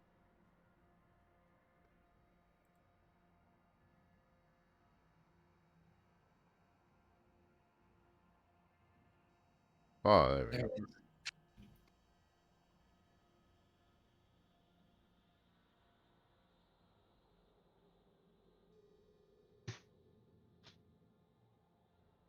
Sorry, I was muted that whole time. Was I Oh, muted no, the you're- whole time? You muted for a No. good little bit there. Like you, Which once she had the note and was looking at it, then you muted. Oh, okay. All right. Yeah. All right. I'm gonna beer up while you guys read. Okay. All right. Seek out my hut near the edge of the wood, just outside the north edge of Eye Forge. I've detailed my observations in a journal that you will need to see. I am in fact dead. Then you need to enlist the help. Oh, if I am in fact dead, then you need to enlist the help of a circle or something similar, for things are then much more dire than I presumed. I hope I am wrong, and you have just reached High Forge much too early. In either case, may Gueron and you aid you in your tracking. I'm having trouble like reading this. Like the words are not. And may your arrows never falter. Are, like the letters clear for you? Because the letters are all like glitchy on my screen. Is it my screen? Sure. I italicized them, so I don't know if that was it. It might be like my connection to Roll20 or something. But anyways, yep. All right. So we're headed to the north edge of town to find this dude's cabin and read his journal. And hope he ain't dead. Meanwhile, Malagar, Fergus and Elena have finally um, made their way with you to High Forge. As you make your way up to the primary gate, you can see one of the dwarves atop the tower sort of signals with a hand, and Fergus signals as well. And the dwarf up on the tower hollers down, "I'd like to have a word with your ranger." And a couple of the guards come down, and you can see them speaking with Fergus and Elena. And it goes on for a few minutes, and then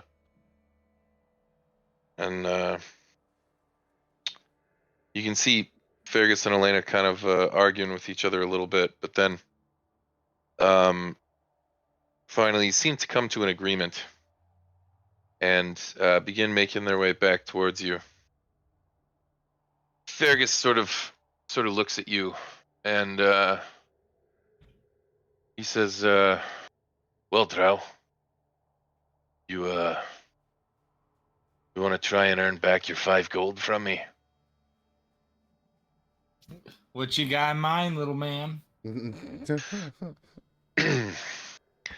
uh, Looks like we've got a bit of a side job.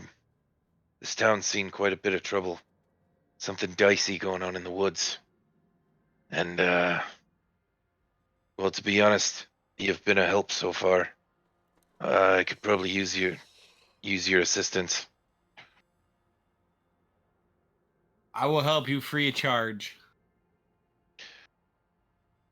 Is this some sort of ruse? Is this how the Drow plan to overtake the surface world, by killing us with kindness or something? Nope. Just trying to help someone who helped me out. You best be careful, Drow. I might even start to like you. And he says, we could set out now if you like.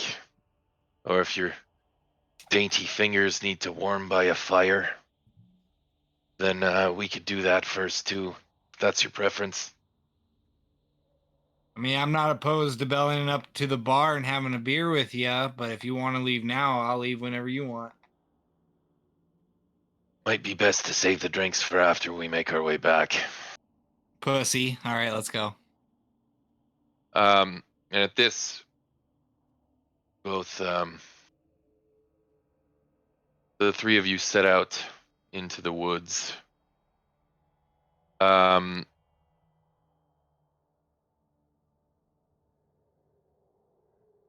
About an hour later, Trogdor, Savnik, and Bromf, you find Filbrin's hut. The door is not locked, and it's sort of similar to Savnik's in many senses, only quite a bit more insulated, with a lot more firewood stacked around outside. As you make your way in, Savnik starts parsing through the bookshelves and such. Go ahead and make a perception check. Boom. Something else has been in here, and something monstrous. A lot of shit has been knocked over. This place has been ransacked. However, you don't see anything vital missing. The sort of area similar to where Savnik would be salting meat, that seems to have been busted into pieces and torn open, and any sort of food about the place has been uh, completely taken. You also see paw prints.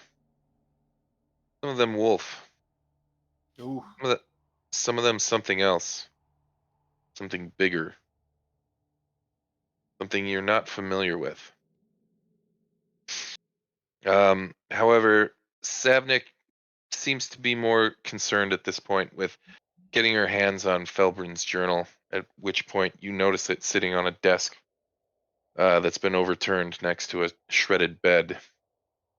You pick up the journal, and Savnik begins to read it with you.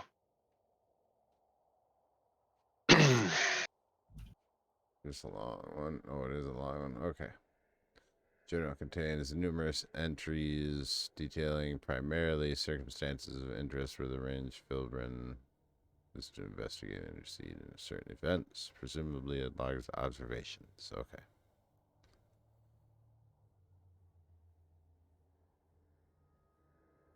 Not the mist again.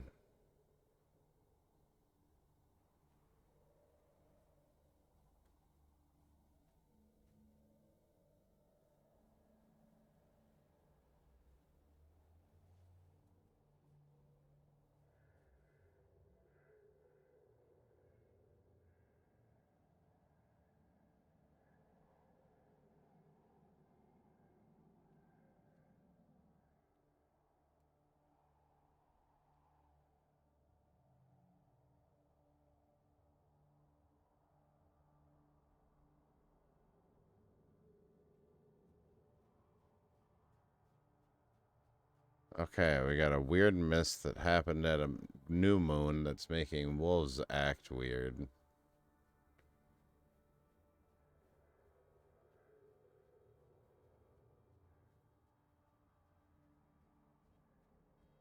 Did we notice mists when we came up to his hut? Yes, I should have mentioned that, but the woods themselves seem to be emanating mist, and these mists even seem to be almost encroaching right up to the hut.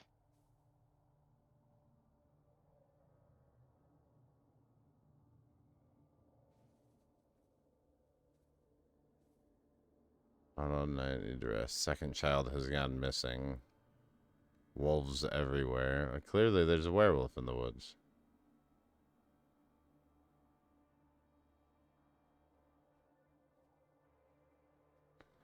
Occasionally, I find the strange print littered among them. Being watched. Yeah. Walk on two. Yeah, that's a werewolf. Am I not supposed to be reading this, or? I put it up there so both of you could read it. I figure the entertainment value is kind of more Gotcha. Just sitting more the here. point here. Yeah.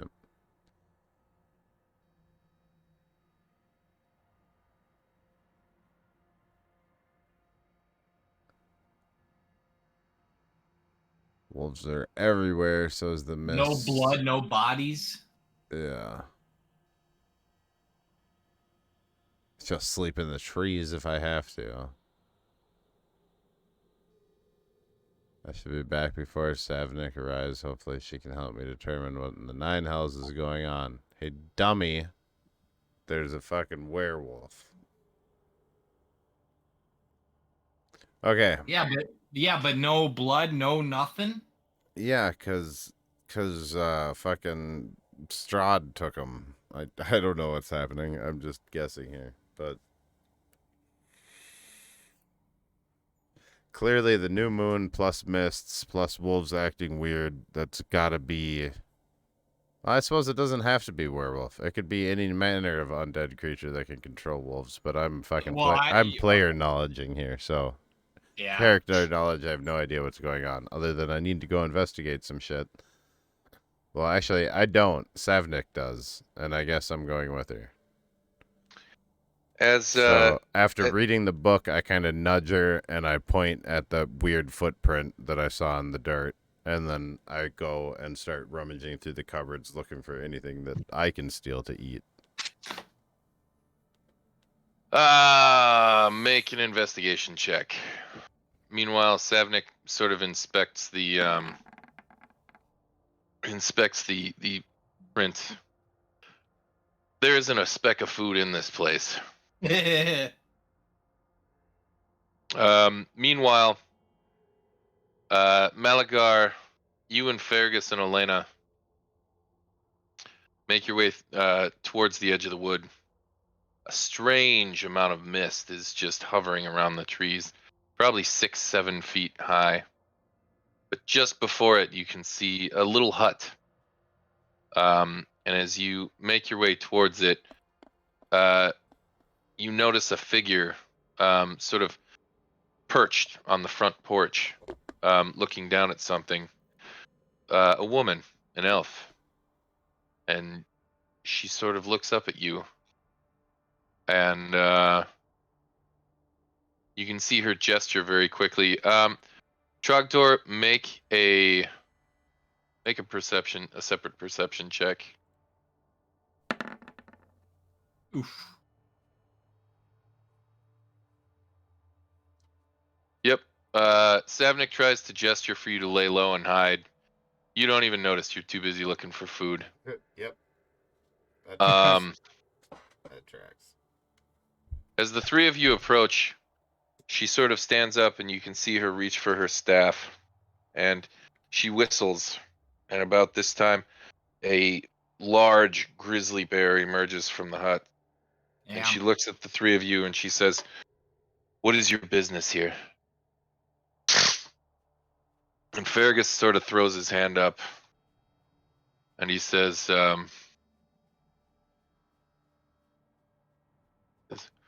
"Hold now, elf witch.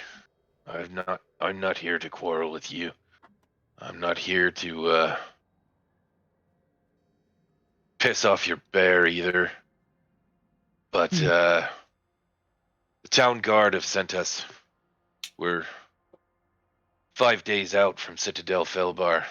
We're the closest thing to a patrol they've got. We've heard stories of missing children, the wolf population growing out of control, some sort of strange mist emerging about the woods. We were sent to investigate. There's a ranger who's supposed to live here by the name of Felbrin. I was hoping I could speak with him. Is he about?" And Stavnik says, "He is not. I am a colleague of his, sent here to work with him on something. However, it appears we both came searching for him and are rather disappointed. I need to find him." And Fergus says, "Aye, as do we. Are you content to pool resources? I'm pretty good with my mace here, but having a bear at my back might prove quite helpful." And she sort of looks cautiously back at you, Trogdor, and she says, "Yes, I think that would probably be best." Um, and she says, "Do you mean to venture into the woods now?" And Fergus says, "Aye, I've got about an hour left before nightfall. I'd like to make a patrol through the woods, just to try and get any determination on the well, anything that's going to let me know what the fuck is going on around here." And she says, "Agreed." And she sort of gestures to you, Trogdor, and to Bromf, sort of make your way out of the hut. And the six of you now make your way into the woods. As you walk into these woods, first thing you notice is how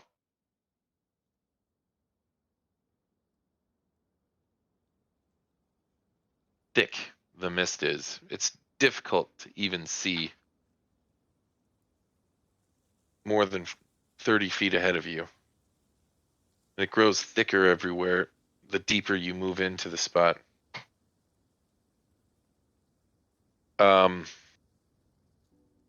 Fergus sort of gestures towards Elena, says, "See what you can find. Tracks or movement or prints or anything." And he looks over at Savnik and says, "If the bear is able to smell anything, I've got a sneaking suspicion that there's liable to be some sort of scent of children or something as such out here. And Savnik sort of, issues some commands to Bromf, and Bromf makes his way and starts, hordling around, sniffing and snuffling.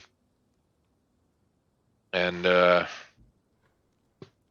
just keeps sort of his nose down, aimlessly leading the group.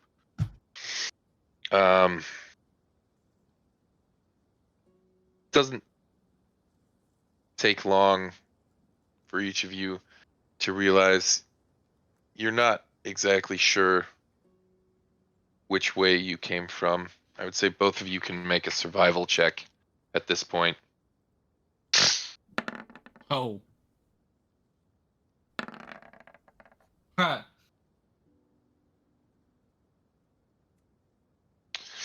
Trogdor, you're fairly confident you know how to get out of here.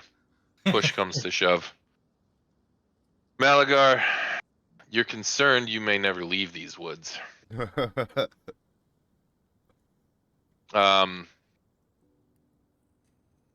It doesn't take long for Bromf to catch the scent of something. It's been nearly an hour at this point. The sun is starting to go down, and the woods themselves are getting dark.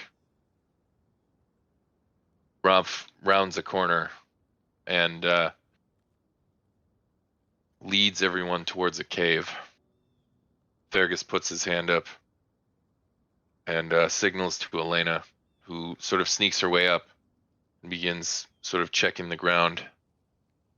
She looks about, she nods back at Fergus, and he says, "All right, let's make our way in and see what's happened." Inside, you see a human male, or what's left of him. Blood spattered all about the cave. He is not all in one piece, and not every piece is close by the other pieces. It's a grisly sight, and Bum. it seems unlikely there is much blood left in the body itself. Savnik gasps as she makes her way up, and she turns the face over what's left of it, and she says, I can't be sure, but I'm fairly certain this is Filbrin." Oh no. And Fergus looks about and he says, "Well, I'm convinced whatever the fuck's going on here, it's a bit too big for us to solve, wouldn't you say?" And Savnik sort of makes a little hand gesture, sort of a prayer, and closes Filbrin's eyes. And she says, "Yes, we need to return, and we need to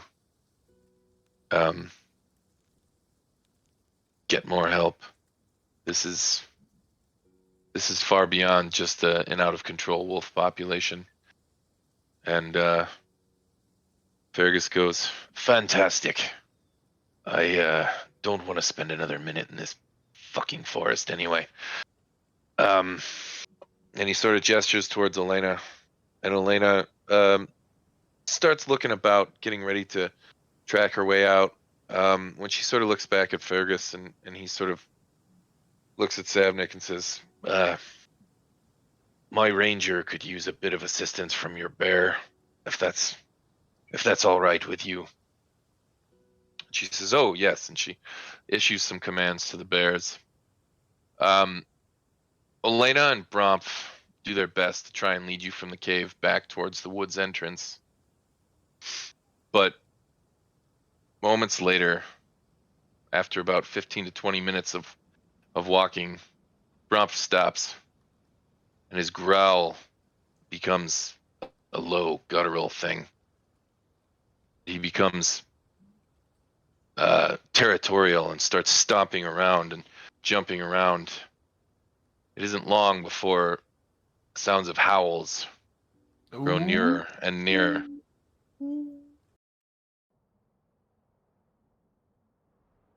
Oh. No. Let's see here. Hang on.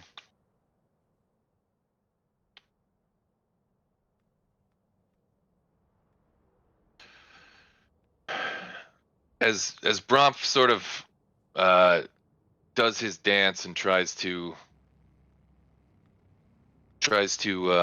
stomp and intimidate and peacock about the place, more and more wolves emerge from the darkness. Bromp could probably scare off 3 or 4 of these things, but as the howls and the baying grow stronger, more and more wolves, more and more pairs of beady eyes appearing from all around you start to emerge. The creatures are unfazed. They stand still, observing each of you, waiting,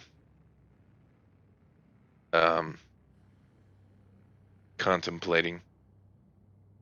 They are a strangely disciplined unit, and pretty soon it becomes clear to you that you are surrounded.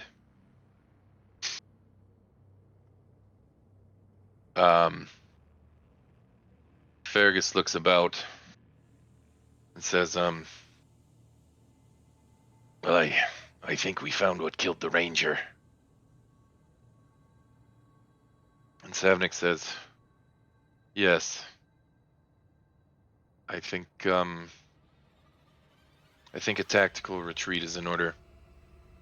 The howling draws to a crescendo and then suddenly dies down as the wolves sort of start to get nervous and back away a little bit. Heavy footfalls begin to emerge from out of the woods. Oh, fuck. And you see a rather large figure emerging from the shadows nearby. And it advances out closer and closer. At first, still sort of dappled in shadow. But then, shortly after... Hang on, I'm working towards the big reveal here. Show me them titties. It steps into your midst. Nope, that was not it. They did. They're dead. Why did that not work?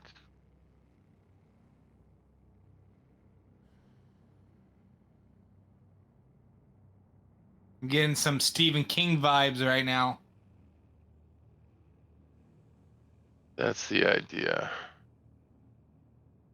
Creature emerges, Oh, look at and that as motherfucker.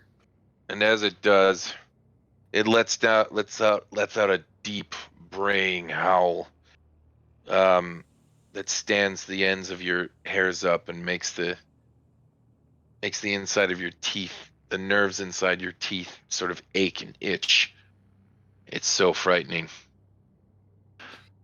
Probably about 8, possibly 9 feet tall, pure muscle, covered in thick, coarse hair. Fangs as long as nails. Claws to boot. Sickly yellow eyes. As it emerges towards you, the wolves start to grow in confidence more and more. And it sort of begins to posture. And as it does, Fergus looks back at you, Malagar. And he says, I don't think we're going to get out of this. And he says, you've already saved my life once. I'd like to do you the favor of saving yours as well. I think when I give the signal, you should run. Fucking self-sacrifice. At which point, Savnik sees what's going on, and she turns around and looks at you, Trogdor, and she says, I agree with the dwarf. This is not a fight we can win. You need to run and get away from here. And you need to seek out another member of the Emerald Enclave to help you with these questions that we still need answers to. Take your mother's book, and she hands it back to you. And she says, when the dwarf gives the signal, run with the elf. Don't look back, because I imagine what's going to come to pass behind you is going to be a bloodbath. At this, Fergus tells everyone to ready their weapons. And everybody sort of does. Give me just a second here. I've got to set up the tactical map.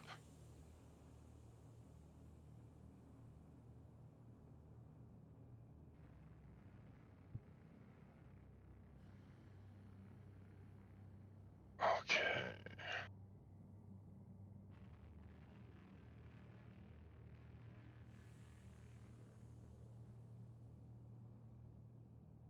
Okay.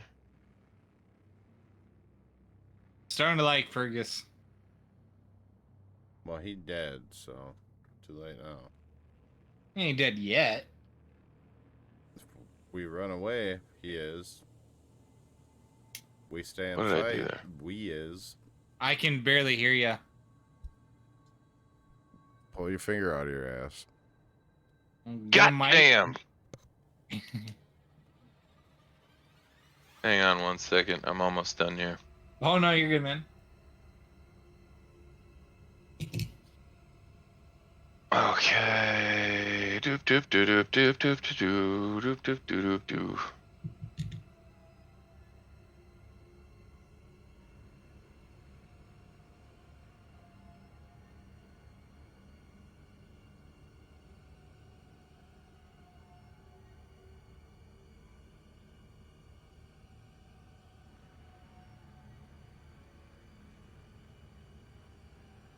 Okay. Gonna sprinkle in just a few more wolves just for flavor.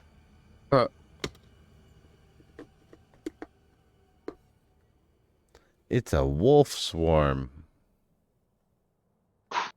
You know what this scene needs? A few more wolves. More cowbell.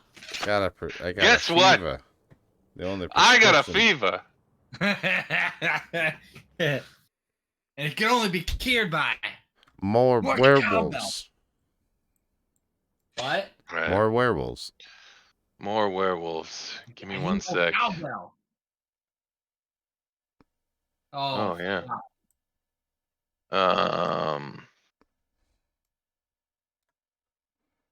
All right. This is the situation as it sits. Everyone roll initiative.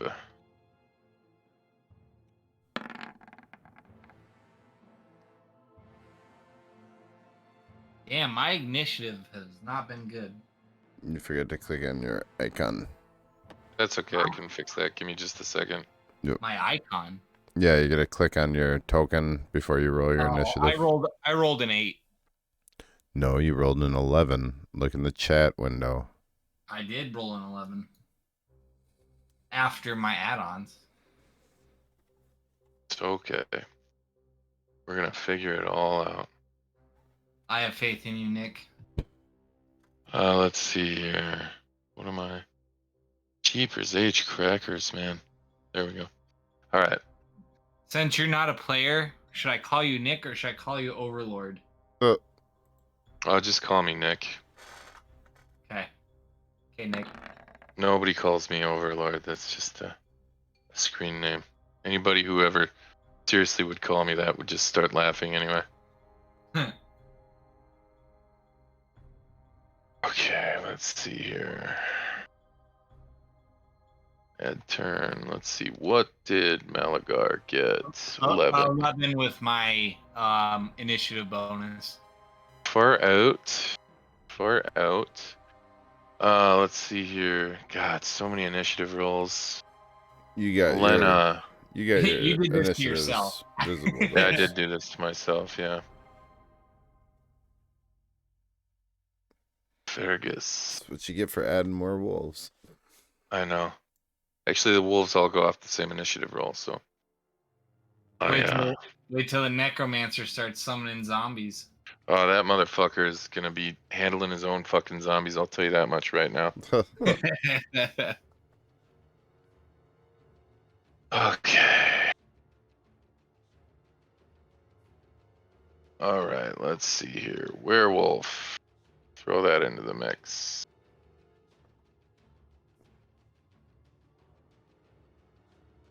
Thank you. This guy. This fucking guy. Almost done, guys, I swear. Yeah, I ain't got nothing going on.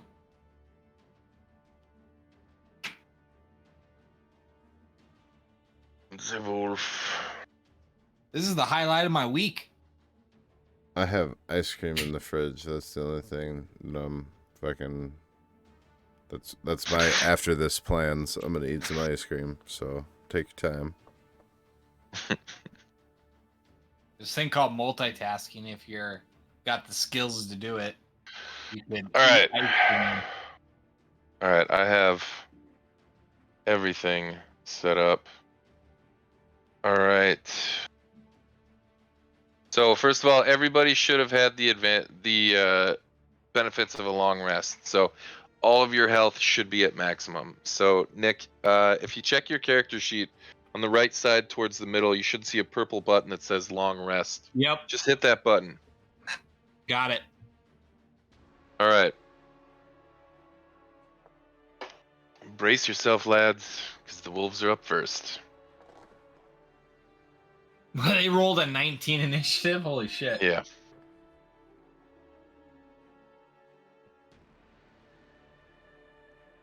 This one's gonna run up and attack Trogdor. Rawr. Miss. Is this a Kobayashi Maru? Nope, it's a. You don't have to. You're dumb if you fucking stay here. That's what it is. We're very clearly told to run away. Yes. Yeah. All right, Trogdor, you take 4 piercing damage. What did it roll? You didn't It even hit tell it me. armor class 20. Oh yeah. So I just assumed. You assumed correctly, sir.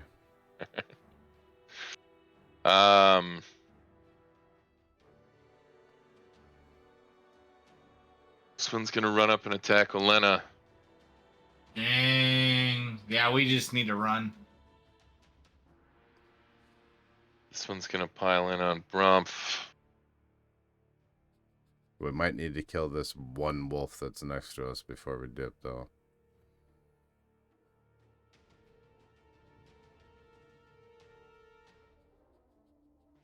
I can get a sneak attack on him. Alright, that'll do.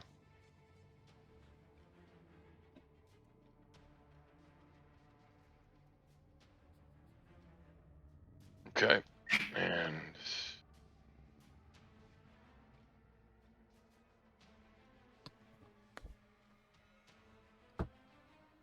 Poor bear man. Oh, they're all dead. They're all dead. Only you and I are surviving this. Maybe. I think we should stay and fight. I'll just use my breath attack on the whole fucking group. there you go. Okay, I'm out. I'm gonna roll a sneak attack or a stealth perception to see if I can sneak away from the group. Alright, so the wolves just start dashing in on Brumph. And they're just biting the hell out of him like crazy. He's taking a lot of hits. No. Oh, that one missed. Poor Bronf gonna get fucked up on the first turn. They all dead, man. We just need to run. Yeah, if we get a chance to take out Bronf on the first turn, we're fucked. We ain't outrunning a whole pack Brom's of gonna wolves. Majin Buu, Vegeta, everything. Majin Vegeta. Okay, buddy. All right. The move now goes to Olena.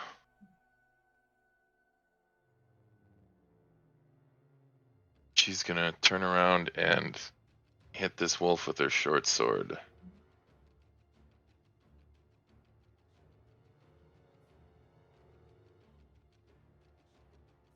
Alright.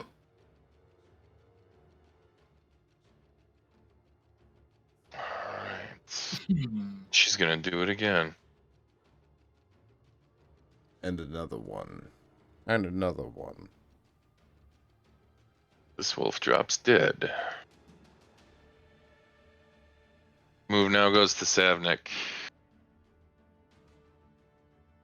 I built Savnik's character. It was like 2 months ago.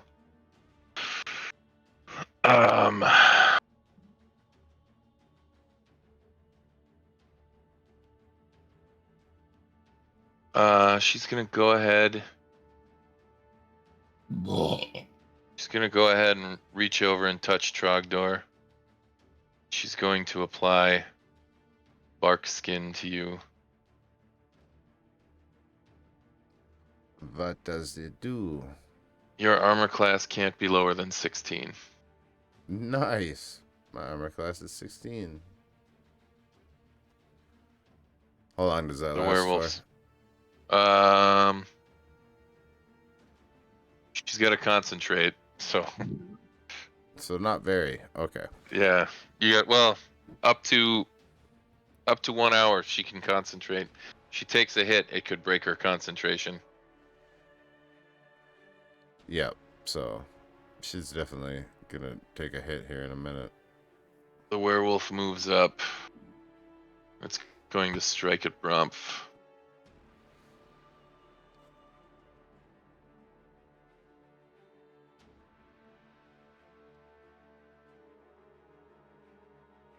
So Trogdor, I'm gonna try to kill that one wolf right by you, And then run like hell. and run like hell.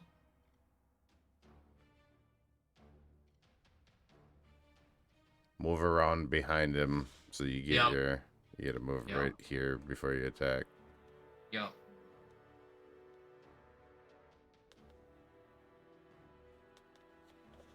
Brumpf falls. Damn.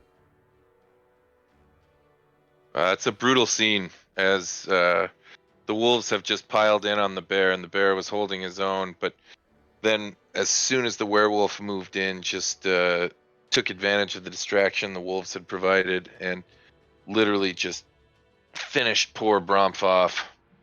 Malagar, the move is now yours. Malagar will move behind the wolf. I will make a attack with ice. With advantage. Oh, wait, sorry. Doesn't matter. That's all right. Just roll a second time. Never mind. Don't bother because just you crit it. Yeah. Yeah. Yeah. Roll your So, damage, dude. Roll your damage and then do your sneak attack damage. Yep.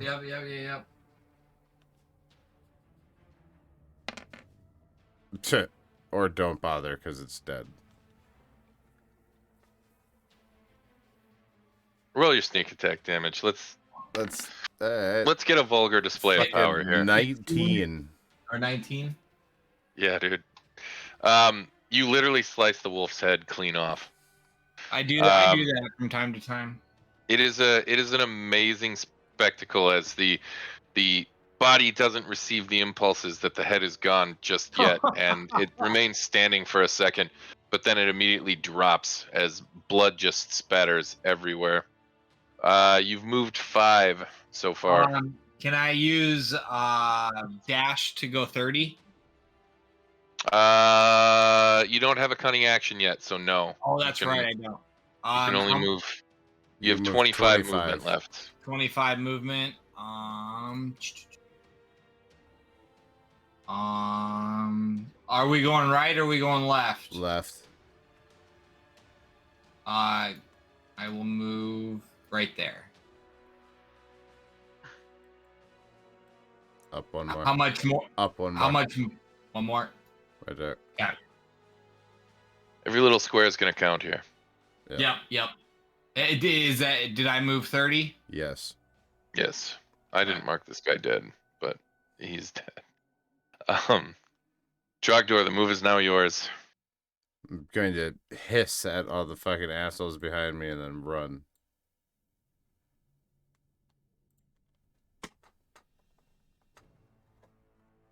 You know what? Just for shits and giggles, I'm gonna fucking shoot a sling at this guy while I'm still sort of in range here. Okay. Oh, disadvantage. Ha! Never mind. We'll just go with that. Give me a deck save.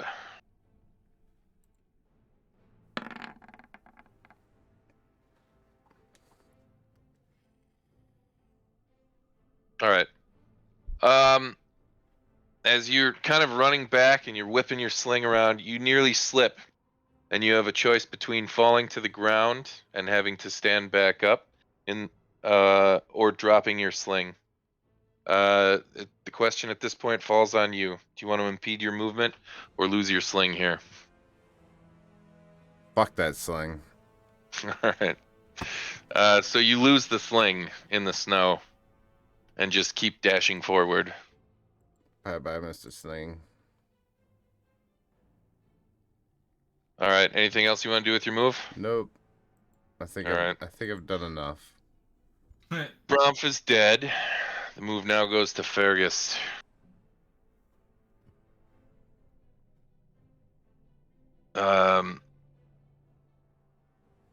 A slew, just a litany of swear words hit the air as you hear Fergus draw his weapon. Da, da, da, da, da. He casts a strange attack, or a strange spell, and you see a spectral weapon appear beside the werewolf.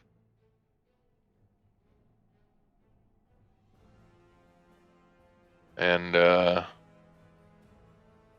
weapon strikes at the werewolf. Plus. Okay, not bad. And you can see it actually causes the beast to recoil in pain for a split second.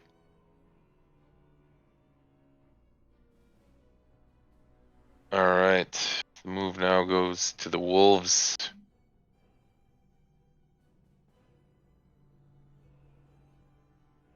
Moving them all into position, and then I'll roll the attack rolls. Dang, they fucked.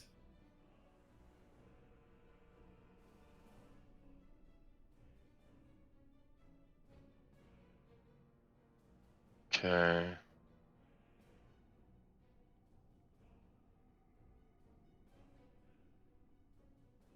Savnik takes her first hit.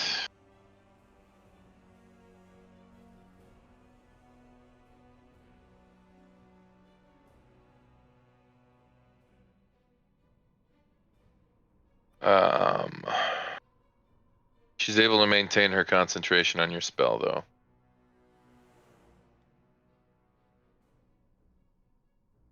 Fergus takes a hit.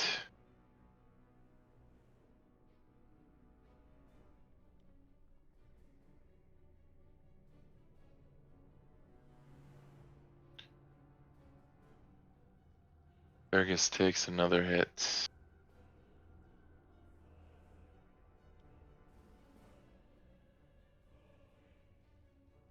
Savnik takes another hit.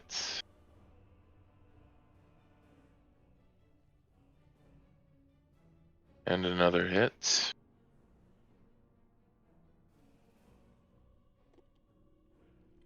Oh, this one finally misses. Alright, the move now goes to Elena. Moves up to here. She is going to attack with her short sword.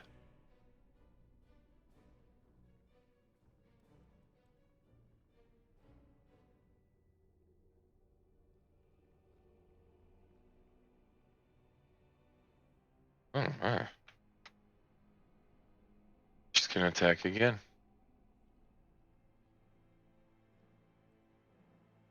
No dice. Savnik's move. Oh boy. What's she gonna do? Um.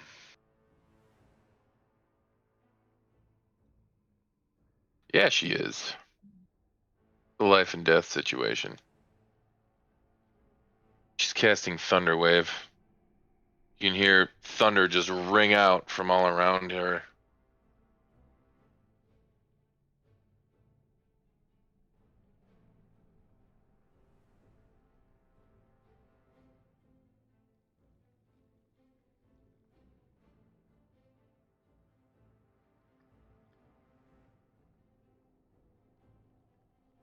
Oh, even the werewolf takes damage.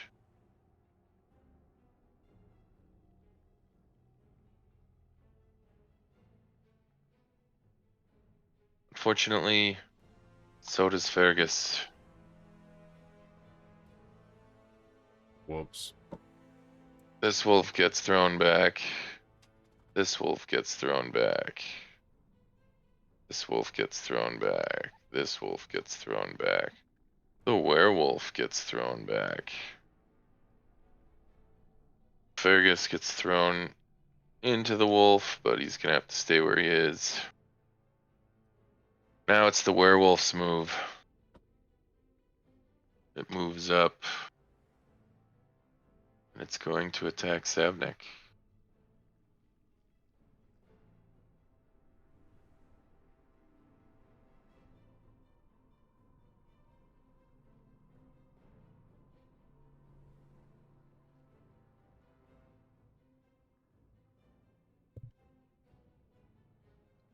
She loses concentration.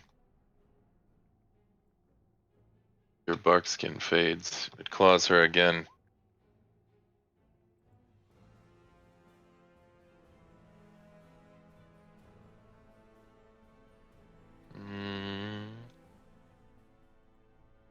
Misses. Malagar, the move is now yours. Before I run away, I look back and I yell to Fergus saying, "Thank you, friend." And then I dip out for 30. As you yell, "Thank you, friend," you just hear him shout back, "Get the fuck out of here!"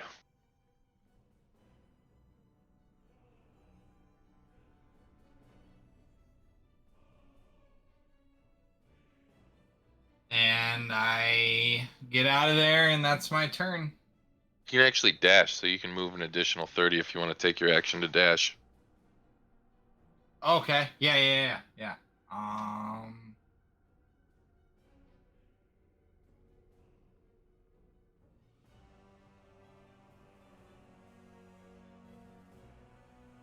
Alright, Trogdor then is dashing as well.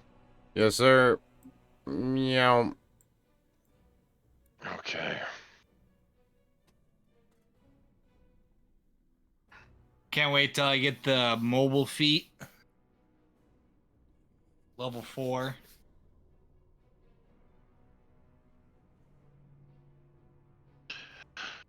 Can't wait till I don't have to run away from a bunch of bitch-ass wolves.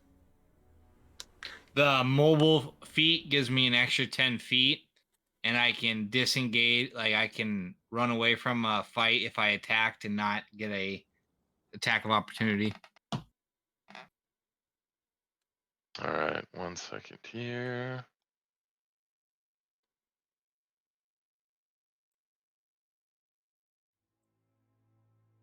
You know, I was gonna ask that Dro on a date too. Maybe The You hadn't drow. even spoken a word to her at that point. I didn't have to. She was into me. She was an elf. You're a drow. Yeah, we got something in common. We both have pointy ears. As you flee off into the woods, the sounds of screaming and pain, and soon much worse, echoes out from behind you. Shouts and curse words and spells and hexes eventually give way to moans and wails of pain, which eventually, as you move further and further away, give way to the sounds of sinew being pulled apart. The mist now surrounding you grows ever thicker, to the point where you can't even see 10 feet in front of you. The sound of the woods grows dim, to the point where you can't even hear it anymore.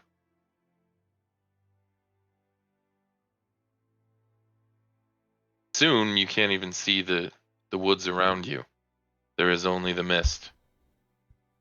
I think we took a wrong turn. And as the mist grows thicker and thicker, the woods seem to be gone entirely. Pair of you continue to wander, though. Nearly an hour goes by, till suddenly you finally start to see something again. Something beyond the edge of the mist. As you make your way out, slowly you see more and more silhouettes of trees. The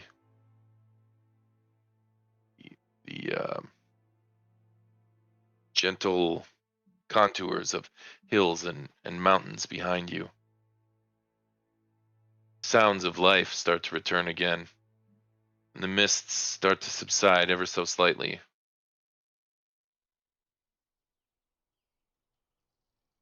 You emerge into a strange landscape, something entirely different from where you just were. It's difficult to determine what part of the forest you are in at this point. You're not entirely certain if these are the same woods. As you begin to approach, the trees look darker, their bark darker. The snow that was everywhere seems to be gone, save for a few trace spots. You emerge into a strange landscape, and before you, you can see only a road. And as you step out onto that road, you can see the mist start to subside around you, sort of clinging to the trees that surround the road on either side. And as you step out onto this road, you can see a group of figures ahead, close by, but still somewhat off in the distance. You now are both level 2. So, Nice. let's get the whole bit of hit points out of the way.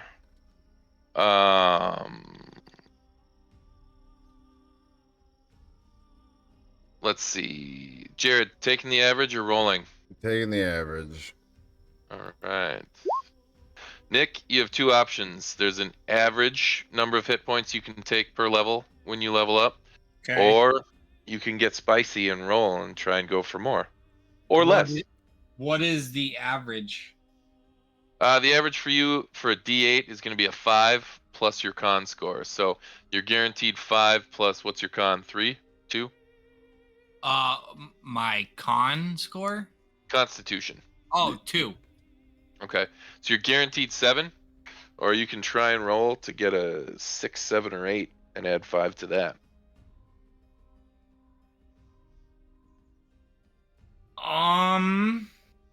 So I could only, if I roll good, I like perfect, I can only get 3 more. Correct. I'll just take the average. All right. So both of your max hit points go up. Yours will go up by 7. Trogdoranthian. Trogdoraphianolius Maracambato. So I'm at 17 now. You're at 10 before? Yep. Okay. You're Yep. at 17 now. And I get cunning action now at level 2. Cunning action is good. It lets you dash or disengage. What the hell With a is bonus. going on? Oh, your character mastering, Jared. Yes, I Gosh, am. that's weird. That is just weird. I All right. like the character mancer. I don't trust it enough yet. Um. All right, All right. so I get wild shape. I get an additional cantrip from Circle of the Land, and I get natural recovery, which lets me regain spell slots on a short rest. That is Too equal bad we ain't. to less than half of my druid level, so I get 1 back. Hey, every little bit helps, man. Yep. Especially when you really need that cure wounds spell. Additional cantrip. Speak with animals or animal friendship. Which one is going to be more fun? Wait, that's not. Neither of those are cantrips. Never mind.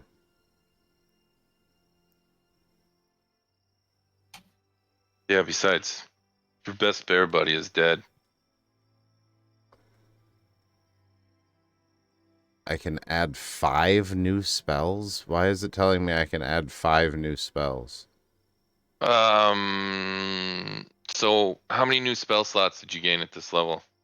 It should have only been 2, and then an additional cantrip. Okay.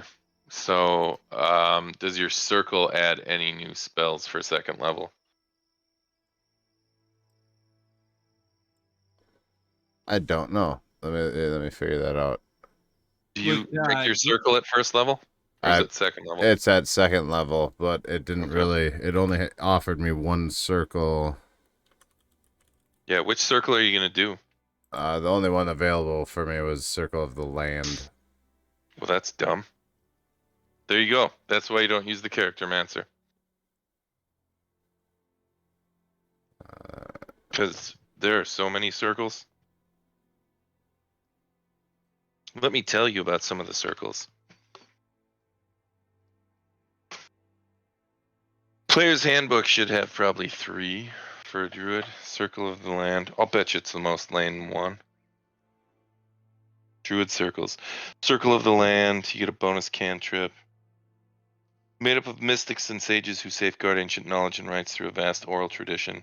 These druids meet within sacred circles of trees or standing stones to whisper primal secrets in Druidic. The circle's wisest members preside as the chief, blah, blah, blah, the old faith, and serve as traditional fucking druid is what it is.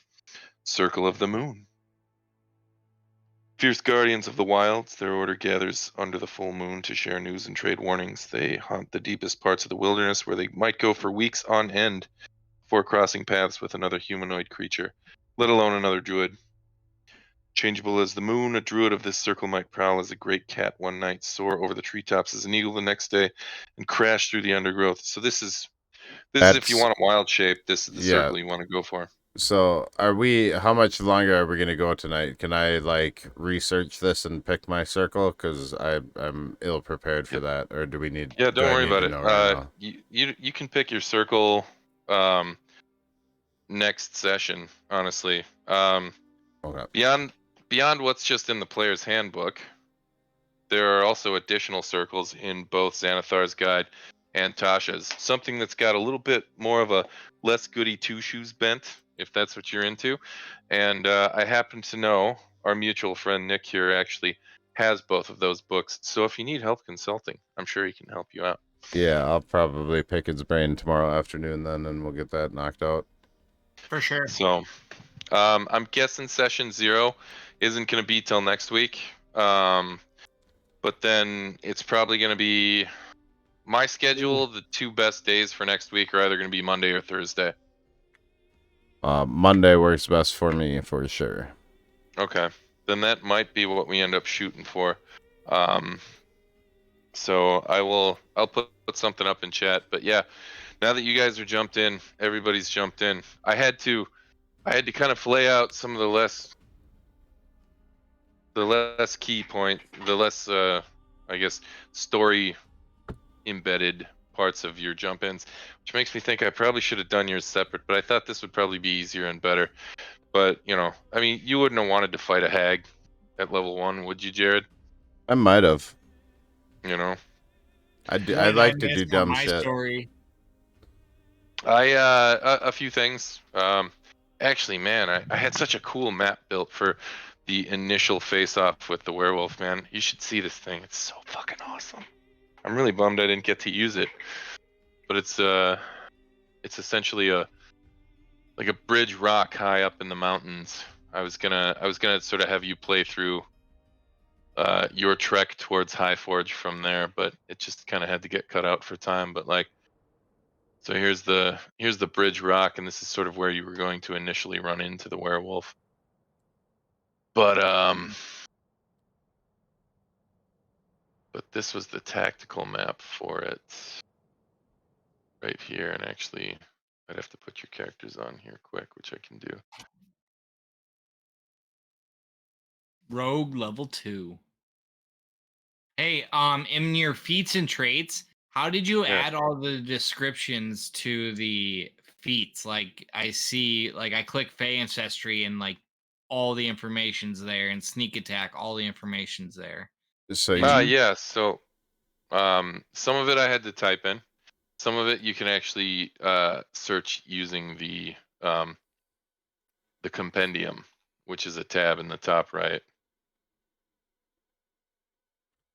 So if you click the thing that looks like the circle with the letter I in the middle of it, Yeah, yeah. you can type pretty much anything in the search bar and then just click and drag it like from the right hand side to its appropriate slot on your player sheet, and it'll just put everything in for you. Yeah. But the compendium is pretty limited. Roll20 wants to get money out of you. So like, for example, Circle of the Land is the only thing that you can find on your character sheet, Jared. Probably because I didn't spring money and pay for the actual player's handbook to add to my compendium. Now, if I'd done that while you were playing, you probably would have seen all of the druid circles in the player's handbook. Additionally, then I could go and buy Yeah, the by each Tashas and fucking book. Xanathars, and then all that shit's in there then, which would be cool. But fuck, man, they're expensive, Yep. Well, So maybe we'll get all the guys to chip in and just like once a month or something, we'll all buy, like throw $5 in and buy a compendium or nah, something. fuck that. That's not a big deal. Honestly, I'll I'll get there eventually. Besides, I got a birthday coming up. Maybe I'll get myself one. So, but yeah. So you're both level 2. I am going to post probably up in the chat tomorrow, just to say, hey, I'm thinking next Monday for jump in for Curse of Strahd. Otherwise, yeah, I can probably do Saturday too.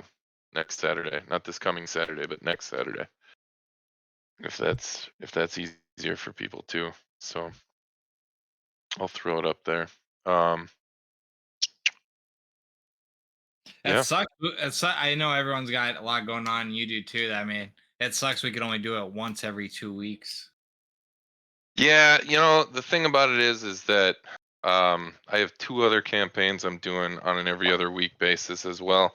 Yeah. And it's just so much homework, so much map making, so much No, craziness. I get it. I get it, man. It's totally a labor of love. Check out this fucking map. I built it myself. Dude, that is dope. That's very nice. Very, very nice. Got snow falling.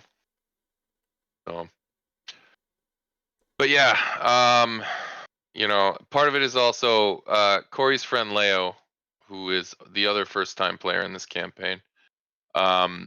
He is a doctor, and those guys typically work. He works in an inpatient setting, which is a hospital. So he works basically 1 week on and 1 week off.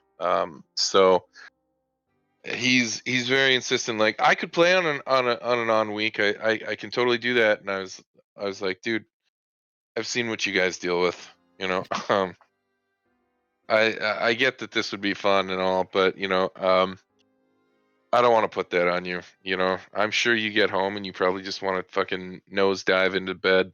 You know, he's like, I get home at 6. I'm like, yeah, but you've probably been up since probably 3 a.m.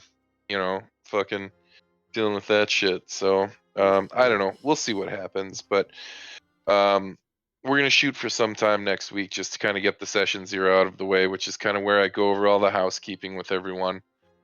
And then if there's time left, we can kind of maybe start the first leg of the trek to kind of do it. I will say, as far as first campaigns go, this one will not be nice to you at all.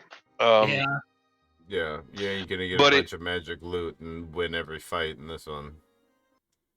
yeah, no, this one's pretty ugly. And the fact that there are 6 of you, it means I have to do quite a bit of tweaking to make sure the damage thresholds are in the right spot. But with this campaign, it's also like, it doesn't hurt to go overkill on the DM side. Uh, the general rule with this campaign is, if your party hasn't learned to run away by level 3, they're gonna die. So Yeah, and this is not combat-based experience, so running away from fights just means we get to live to fight another day. It doesn't mean we're leaving experience on the table. yeah, Yeah. exactly. Okay. So yeah, embrace the fear. But this is a fun one for role playing. It's also this is the campaign where playing your character the way they're written on pen and paper, no matter what, is really the big play of the day, right? This campaign is made to exploit your character's weaknesses and their flaws, and to try and pit the party against each other internally. So it's definitely interesting. It's a lot of fun from not only just a combat perspective, but also a role playing perspective, and most importantly, a horror perspective, which I particularly enjoy. So yeah, that's all I've got for you tonight. And I gotta get to bed because I got a long Yeah. day tomorrow. All right, buddy. Well, thanks, man. That was good stuff. Yeah, That was no, good. likewise. So How all did right. how did I do? You did just fine, man. You didn't F die. plus. I did not die. I did not die. Mhm. Also, you laid down a couple of critical strikes in the few opportunities you had to fight. Right. Yeah, So yeah, that your was dice rolls were good. You did hella good damage. Like I was saying, yeah. double digit damage at level 1 is doing really well, and you had double digit damage every time. Yeah, now that you've got cunning action, you've got the primary tools for working a rogue. Yep. It just gets better and better after this. Pretty soon, evasion. Well, so at level 4, I can get a feat, and there's this feat mobile. It gives me 10 extra feet on my speed distance, and Yeah, listen, I know all about mobile. I It's don't know. it's like it's It's the the go-to chef's for kiss melee. of the feet. Yeah. Yeah. So yeah, no. It's I can totally see why you're eyeing that up. Me personally, I've gone through playing characters so long where it's like, you eventually get over this whole I want to get a feat at 4th level. Because as a rogue, you actually hit a point where after like 8th level, you can take a feat every other level after that. Because you basically get an ability score improvement every 2 levels beyond 8th or 9th level, I think. Yeah. And so when you do that, it's kind of like everybody else is getting one every 4 levels. You're getting one every 2 levels. So, for my money, I feel like a rogue 4th and 8th level at first are best used getting your ability scores up to where they ought to be, right? If your dexterity isn't at 18 or rather 20 yet, that's kind of what you want to work on. Okay. And that's my opinion. You like I said, don't ever do anything other than what you want to do. But in my opinion, when you because what you get a +3 to your dex right now, right? Right now. Yeah. Oh yeah. Right now I get +3. Yeah, so you bump that up to a 20, you get a +5 and your proficiency bonus on top of that when you attack. So, you're basically upping your chances of hitting, which mobile's nice, but when you're dropping a +7 or a +8 on every one of your attack rolls and plus you're getting a +5 on all your damage rolls, that's way better in my opinion. Yeah. So, but yeah, the thing is though is that it's your character and you should play them the way you enjoy it. And don't let the min maxers tell you, oh, you ought to do this or oh, you ought to do that. Play your character the way you want to and fuck those assholes. Right. And then You that's know. exactly how I'm gonna play it too. So, All right. anywho, All all right. Well, right. you get to bed, and that was awesome. Yep.